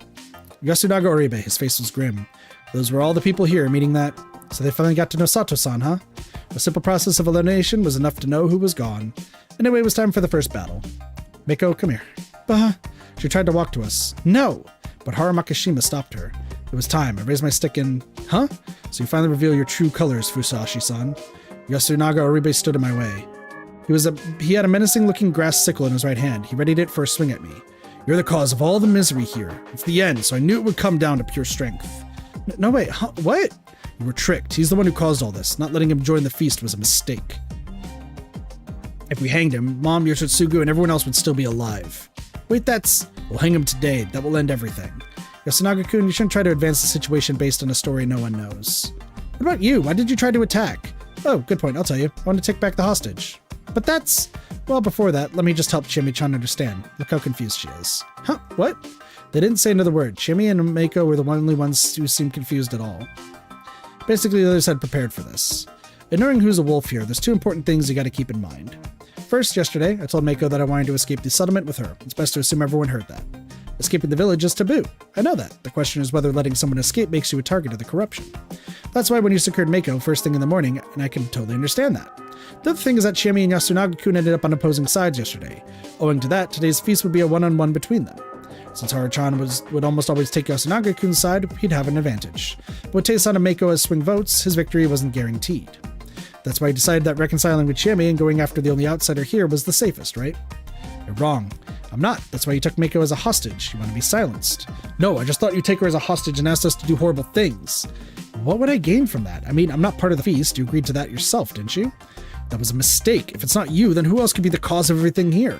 Haru-chan and I lost family. Teiba lost Takumi-san. We all lost people important to us. And who didn't lose anything? Only you, Haruaki Fusashi-san. Oh, so that was his story, huh? Sorry, Yasunaga-kun, but you're a bad storyteller. You seem to have a habit of putting up a wall of well-spoken words when lying or putting on an act. Please stop messing around. Oh, but I'm not. Yasunaga-kun, you're trying way too hard to manipulate people using their emotions. You also underestimate Chiemi by thinking you could just use that as a smokescreen for the holes in your story. Well, from an emotional standpoint, blaming me for everything is definitely the easiest way. But on the other hand, you're selling yourself short. You're calm, cool, collected. The type of guy who argues against adult absurdity with facts and logic. Please stop this pointless analysis. Well, that's something for the villagers to decide, not me. They're the ones who watched you for years. Of course, I understand you went through something difficult enough to change you. But let me ask you this. Are you blaming everything on the outsider because you've lost to your own emotions? Or are you acting rationally to make sure you hang me and waste today's feast so you can tip the scales in your favor? Are you someone who'd benefit from wasting today's lynching? What do you think, Chiemi? She gasped and looked at Yasunaga Oribe. There was suspicion in her eyes, not trust. You could have just said that I was a wolf. Yet you didn't. You just said I'm the cause of all this because you're a wolf yourself. You hate lying, don't you? You know, when the chips are down, you have to commit to the lie. Chini, you're gonna believe him? Making an emotional appeal in the face of cold logic is a bad move here. We need to fight logic with logic until the end. Shut up, what do you know? You just wasted time not doing anything because you couldn't. He was a good wolf, though. If he is actually a wolf, I mean, he was a pretty good wolf. Like, he was like the main focus of everything. And he did take charge, which is what it was. But, I mean, the cracks did start to form. But, yeah, he had a point there. I did feel like shit about that. I should have joined the feast from the get-go. If I had, I wouldn't have wasted time on pointless arguments and autopsies. However, you know, right here, there's a guy who could think for himself, but just played along with some dumb superstition, letting both his brother and mother die. As an adult, I'm really mad at him, Yasunaga-kun. Once I said that, Yasunaga Oribe hung his head and fell silent. 10 seconds of silence were enough for everyone to realize he'd lost the argument. However, the expression on his face was abnormally calm. True, I really am a wolf. Good play, good play. He spoke as if it wasn't a big deal. Who did I think I wrote down somewhere. I think the werewolves was. I thought there was 3. Interesting. Let's see. Yeah, I think I was wrong about everything. That's fair. He spoke as if it wasn't a big deal, but you're misunderstanding a few things. But that just made it seem even more abnormal. We've already won. He tossed away the grass sickle. His voice wasn't nearly as passionate as before. It was cold and rational. He demonstrated a confidence rooted in sound logic, but I couldn't understand what he meant. Other wolf, please reveal yourself. What was the point of that? Are you sure, Yasukun? Yes, that's enough. I'm the other wolf. I got one right! I couldn't make sense of this. Had he decided to graciously concede by selling out his partner now that he'd been cornered? No, he said he'd already won. Even if there were 2 wolves, there were 4 of us. They'd lose in votes. My answer came from a completely unexpected direction. Nichan, you and Teiba really are the wolves? Shot up pure, unadulterated joy. Haru Makishima became the least comprehensible of anyone present. She ran to Yasunaga Oribe and hugged him. He hesitated for a moment but reciprocated. Meiko, still as clueless as ever, slowly walked over to us. Oni-chan, I'm sorry, hide behind Chiemi. Haraki-san, what is this? I don't know. I really didn't, but I had a feeling that something wasn't quite right for a while now, and I suspected it'd be made clear now. I was certain of it, and it left me feeling uneasy. Is there a hidden role like Inosha, was it AC? I forgot the name of it. It's the one that plays for the other side, but is actually human. Okay, you have the initiative here. Care to explain? Anti-cosmic follower. Thank you. Teiba, you do it. Fine, I've been relying on you too much all this time. She wasn't even denying it. Chi-chan, Meiko-chan, not me. This is something I never told you. A long time ago, when I was still a girl, Kamifujiyoshi's people got drunk. It revealed the truth behind the Feast of Yomi Purge. The truth. Tei Yamawaki told us a story that was very similar to the legend they told in the strange village. Well, it was less like it was less like it was similar, and more like I was looking at it from the opposite angle. The part about Great Lord Shinai sending the 5 guardians to help people was the same. 4 of them then teamed up with the humans to murder the wolves. However, in the real story, the good and bad sides were completely reversed. Apparently, the people in the 4 guardians joined Yomi on the very first Feast of the Yomi Purge. Basically, all of them were Yomibito. They all ganged up on, overpowered, and expulsed the wolves, who tried to resist until the very end. That meant this land had belonged to the Yomibito for a long, long time. The wolves were summoned here by none other than Shinai-sama himself. Some people of Yasumizu were given the blessing of the wolves and had to free Yasumizu of its Yomibito. Basically, it was a holy war for them. And that was the truth behind the Feast of the Yomi Purge. Tai Yamawaki continued her explanation. At first, we thought the people of Kamafuji Yoshi just made it up to make fun of us. But we found out it was true when we became blessed by Shinai-sama himself. So you see, Chi-chan, that's why we had to slay everyone. It hurt a lot, though. Takumi suffered greatly, too. But we had to do it to save the Yomibito. That's what Shinai-sama said. Tai Yamawaki was crying. Alright, so she was now a confirmed culprit who believed the murders to be salvation. There were just 2 more points I didn't understand. The corruption and the eerie message. Most things made sense if you switched Shinai-sama's enemies and allies. The idea that people wearing those outfits could be the good guys was kind of weird, but well, that was the culture here. Or maybe only the Yomibito, me too, saw them as evil? Maybe that was the story here. The problem here was that I didn't know that. Shemi didn't know this. I only found out when I was blessed. So even Yasunaga-kun didn't know about it. I remembered some of his words. This is just something I heard from a teacher at school, but you could do it by giving them something to fight for, couldn't you? Basically, you need to make them think that they're doing the right thing. He really hated lies, didn't he? Basically told me the truth of things. This feast actually had a system that made zealous murderers of people. Whatever, enough about Yasunaga Oribe. Why did Haruchan know? She was glad when she realized Yasunaga Oribe was a wolf. Basically, she already knew the real story, that the wolves were the good guys. Why? Who told her? The Okame-sama told me. They showed up in my dreams on the day Oji-chan died and told me about it. Nonsense. Insanity. Did she seriously decide to throw her life away over a dream? But on the day Oji-chan died. He died the night before Haruchan tried to run away from the settlement.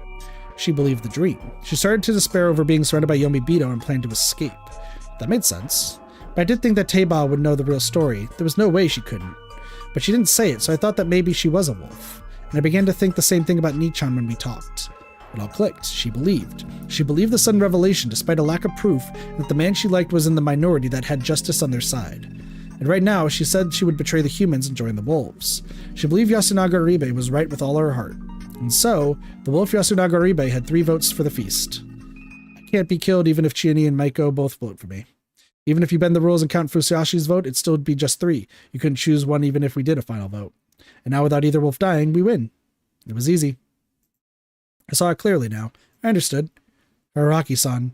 Is he? Yeah, Yasunaga-kun is right. Yep, nope, we lose. Everyone had different reactions to my words. Shimi backed away and gasped. Tei Yamawaki closed her eyes and sighed. Meiko didn't seem to understand anything. Fair point. Yasunaga Oribe didn't react at all. Haru Makishima was smiling.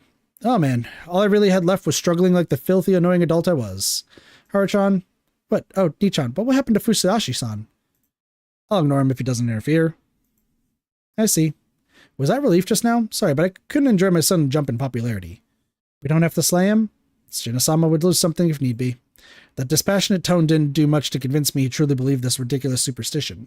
But you won't ignore this, will you? Who knows? Honestly, if you're the good guys, I don't know if I should help you on Yomibito side. Araki-san, you're crueler than I thought. We city folk value our well-reasoned argument. I want to say I misjudged you. It's the right decision. Very right, in fact.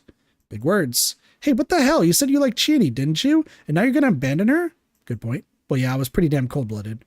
I'm not too fond of being hit where it hurts, so I guess I'll respond. Haru-chan? What? You know you're going to die, right? You okay with that? Huh? This was pretty damn bad, honestly. Apparently, this great Lord Shinai was a huge scumbag. He should have told her that much. Even if you've been told the real story, you're still a human. You haven't become a wolf, have you? You didn't kill Takumi-san or Nosato-san, right? I didn't. I don't know why, but you're just a human who knows the real story. That's why the human's defeat will mean your death. You said you thought Yasunaga-kun might have been a wolf when you talked together, right? I don't think you would ever let anything like that slip, so you probably realized your role from the way you were acting. Yeah, so it is essentially the AC follower, but not knowing. It's like you're the AC follower, but like you think you're gonna be fine and you're not. Oh, that's so fucked up. He was probably trying to lead you by showing hints, but not revealing his identity, in order to test whether you join him. The wolves probably knew there was a human who had that role. What of it? He actually said that? This was the part where he was supposed to start lying. But by not denying that, you basically admitted that you were an absolute scumbag who used Haruchan knowing you'd have to kill her. He was that bad at lying? Then how did he survive so long? Because everyone trusted him? Because once again, everyone's really bad at the game. And like, he's the obvious one, and I really don't like being the obvious one, but that's fair. Wait, something was very wrong. I seriously misunderstood something here. And soon enough, my hunch was proven right. Seriously, what of it? Haruchan? Haru Makishima's voice was brimming with joy. A carefree smile, laced with seductive intoxication. Yamibito need to be hung. We're corrupt, filthy, and disgusting. We can only be saved by the wolves, whirls, and claws. Everyone knows that. That's why you finished off Kaori-san, right? You wanted to make your mother happy. Yeah, exactly. Nichan make me happy too. Haru Makishima coquettishly leaned on him. Yasunaga Oribe brought her closer without even a flicker of emotion crossing his face. Yamawaki watched them with a broad smile. What? What the hell? What were these people? Sochini, what will you do? If you listen to me, I'll save you. I underestimated it. I underestimated the madness of Yasumizu. And I realized too late that the Feast of the Yomi Purge wasn't just a system where zealous murderers kill each other. There was something here that completely shattered the people on a fundamental level. It was like a gear of madness. Those who knew the real story found salvation in death. That insane tale instantly convinced people that it was right to agree and to find peace in that. I was actually surrounded by those very people. Understanding that made me remember. She was from here too. Jimmy was trying to take a step forward. I should have realized this earlier. She who was afraid of God was just like them, who accepted their salvation. Both brands of madness probably had roots in the exact same thing, so she was just as susceptible to madness as they were. However, it wasn't too late for her. Yasunaga Oribe's expression stayed the same, but right before I looked away from him, I saw a slight change. It was bitterness, irritation, something out of place on Victor's face. That made me realize that his plan for the scene wasn't lost to madness. Then I had no choice but to take advantage of the opportunity. I grabbed Chiami's hand. I pulled with so much force that she fell on her backside, but I didn't care. I dashed past her. I swung my weapon at Yasunaga Oribe. I hit Haru Makishima once, Yamawaki twice, and Yasunaga Oribe 5 or 6 times. Jesus Christ! Holy shit! And I ran to Chiami and Mako, who were completely dumbfounded and fled the hall. Mako is just holy shit! Oh my god, good stuff, but also, like, wow. Chimi's not going to follow, but Mako might. There's no time to waste. I had to hurry and escape. If I didn't, I'd waste the one chance he'd given me. Haraki-san, what are you doing? What's going on? Hey, Chimi. What? Yasunaga-kun really had a good head on his shoulders, doesn't he? What are you talking about? Bah, my hand hurts. I'll fall. I was probably irritated, but not just because of hunger. It was because of the epiphany I've had. And because it had taken me so long to reach it. Yasunaga Oribe had a different motive. You had a crush on Chiami Serizawa, so you didn't want to hurt her if no one else. So you used what little reason you still had to conclude that the only way to save her was to escape. But letting someone escape would be subjecting everyone else to the corruption. So you had to have me beat up everyone and take her by force to avoid that shit. If he didn't intend to let me run away, he wouldn't have thrown away the sickle. He was basically signaling for me to understand and finally attack him. In the end, he was far more clever than me and never stopped dancing to his tune. Regardless of not exactly because of that, I had to help those two escape no matter what. After all, I'm an adult. By the way, using an adult without relying on oneself is a very adult thing to do, Yasunaga Oribe. Good luck with the rest. We crossed the field paths, went past the stone graves, and over the boundary. Ascending the cliff took a lot of patience. It didn't seem like they were chasing us, so we could go down carefully. Chimi's expression was dead. She'd been hit hard by a sudden revelation. The game board had been flipped on her, she'd lost, and now she had to suddenly say goodbye to her old friends. It was hard to just laugh that off. So should I have told her about Yasunaga-kun's intentions? I did consider it, but couldn't bring myself to. He chose to save her by sacrificing their relationship. If she knew, she'd probably want to go back to the settlement. Maybe I just didn't want to say it because of my pride as a man. That was fine by me, too. Being able to shrug off such unfairness was one of the blessings of adulthood. So I consoled Chiemi, shouted to Mako to be more careful, and generally talked as much as I could. The myths grew even denser. Don't we know this ends in death? Hey, Chiemi? I think we're already outside the village. Maybe. We did it. Look, nothing happened. We did it? Yep, now let's cross the river and return to town. Where's the river? I couldn't see anything. I hadn't just lost my bearings, it was worse than that. I couldn't even see Chimmy or Mako's faces, and I was actually holding their hands. We were already at the bottom of the cliff, walking on the stones below. We heard water, so it was clear we were close to the river, but I didn't know if we could keep going right now. Let's rest. We can't, Chimmy. I thought she was going to freak out again, but no, that's not it. She stopped me. Don't you hear it? Ignore the water. Confused, I strained my ears. What am I supposed to hear? Woof, woof. They're coming after us. They were acting strange. I strained my ears again. Was it above us? I could hear the faint sound of rustling leaves on the top of the cliff. We gotta run. I'm tired. Haraki-san, take Mako-chan. The intensity in Chimmy's voice made me take the situation seriously. What if the sound was just the wind, though? Was she jumping at shadows? But I would have been lying if I said I wasn't worried. After all, a question remained unanswered, and according to the legend, this was their HQ. Wait, they were the good guys, right? Still, this wasn't a normal place. I had to get out of here ASAP.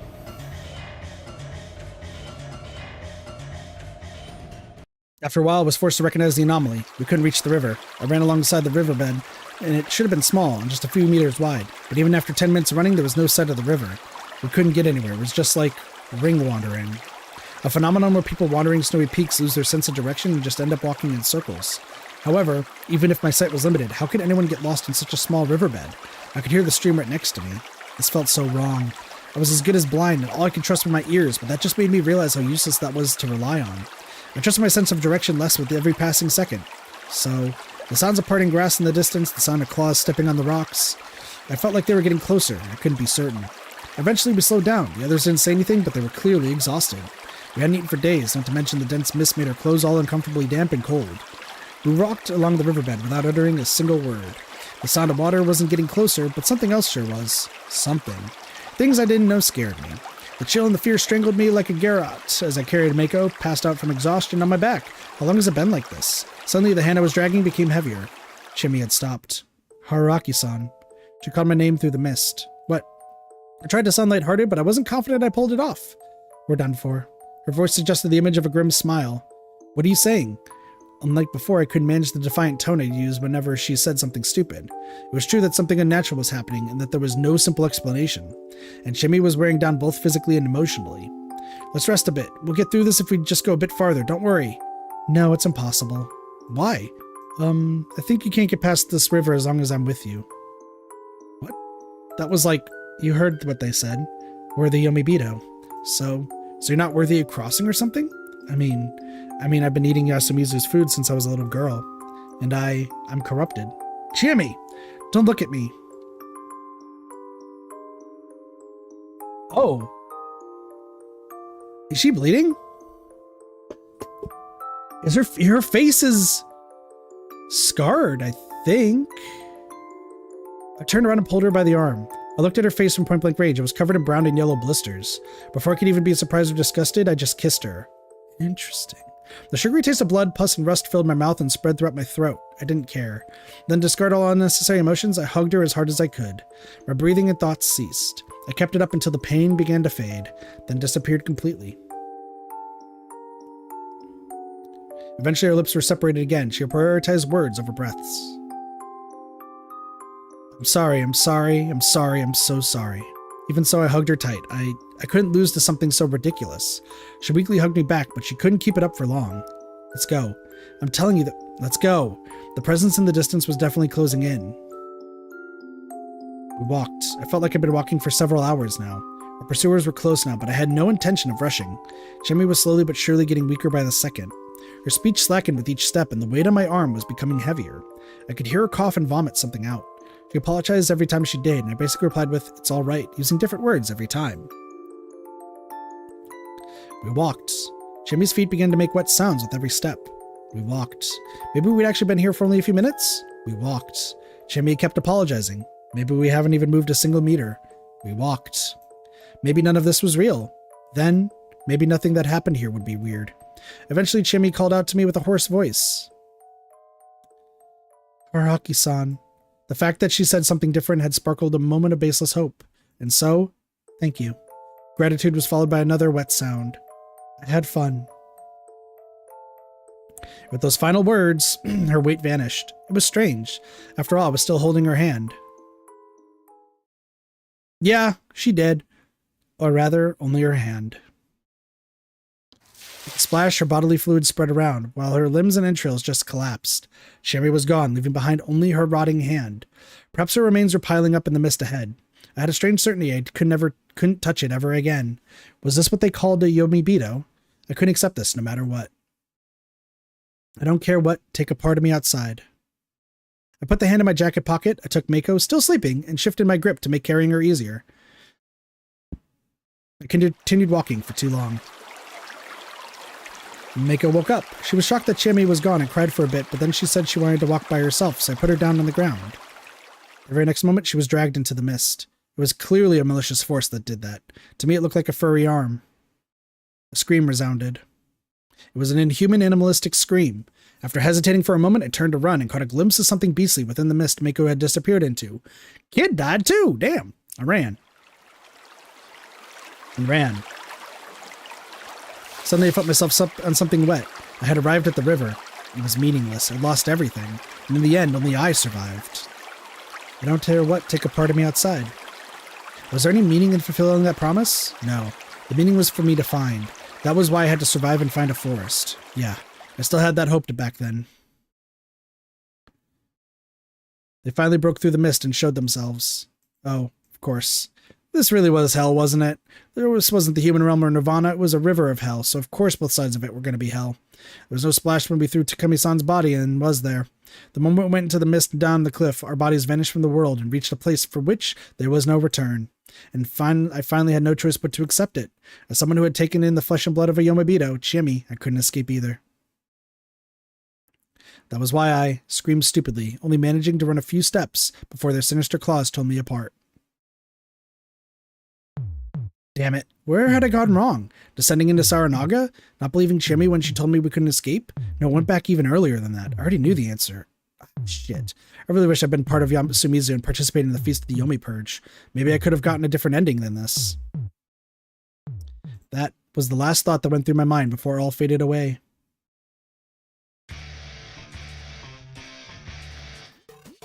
Oh, that's sick. That's how they get you to be part of the feast. You start off as a spectator, figure out what's going on, and then you go all in afterwards. Ooh. Oh, I'm stoked for some more of this. Oh, man. Oh my gosh. I am ready for more. I unfortunately don't have time for more, but I am ready for more. Let it be known.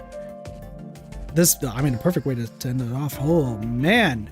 So I was completely wrong, and I get the feeling that, like, everything's gonna, like, change every single time that we start this. So, like, if we go on a different path, I'm gonna guess that there's probably different wolves and different, like, different people who have different parts, right? Because if everything was the same, then it's just a groundhog loop. Prepare yourself for the next feast. Damn. It's gonna be just a groundhog loop. So I'm assuming that there's gonna be, like, different parts of that. Oh, man. Raging loop. You gonna tell me I got a key? Whirls and claws. Key 3, right? Is this key 3? 4. Obtain key 4. Sink into Nirvana. You can view it in the keys list. The route unlocked by this key is represented by the same number of the scenario chart. You know, I actually want to check the keys because we've got 2 keys. So, Mist appeared in, so 2 we got last time. Mist appeared in Yasumizu Fujiyoshi. The residents were oddly afraid of it, and after ignoring Chimmy's warning, I was killed by a wolf-faced human lurking in the mist. But what's even stranger is I should be dead, yet here I am, racking my brain over these mysteries. What in the world is happening? So as 4, as an outsider, was both protected and a pariah. Thus, the feast ended in failure, and the cruel wolves declared their perfect victory. We tried to defy the law and flee the village, but what we found was none other than Yomi itself, apparently. Chimmy's body fell apart, while Mako and I met with supernatural deaths. This result is unacceptable. Either I win the feast or blink. Loop for, like, lupus, I'm guessing, because wolf in Latin. Gonna give me a hint? Can I talk as the sheep? Ending number 1. Watch the hint corner. Yeah, we gotta go talk to our sheep. Or loop. Yeah, sorry. Latin lupus is yeah. Hey, Chief, congratulations are in order. You now cleared Yomi, the first main route. Embrace that sense of accomplishment and lovey-dovey atmosphere. No, you're not in the mood for any of that? Well, makes sense. Wasn't exactly a very happy ending. But keep your chin up. I'll help you find your way to a better ending. This one wasn't a bad ending, but just ending one. Fun in the marshes with Chiani. Since it wasn't a bad ending, I got no advice for you. If you want to find a better ending, then you need to find a way to proactively participate in the feast, like Haruaki Fusashi said. And with Key 4, you now have the means to head down that path. You can tell from the scenario chart, but the lock this way opens is way back. Just so you know, it's in one starting point. This was the first lock choice you had, and now you can finally open it and head on to a new route, Infiltration.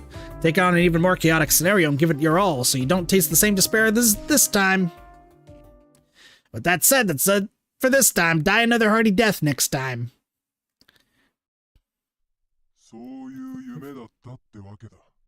Yeah, I was about to say, I was expecting it was Key 3, but no, definitely Key 4. So it's the literal first choice that we make in the game. So it is Haruaki remembering everything that took place, and so he's gonna realize he's in a loop immediately. That's cool. Because yeah, this is the tutorial, excuse me.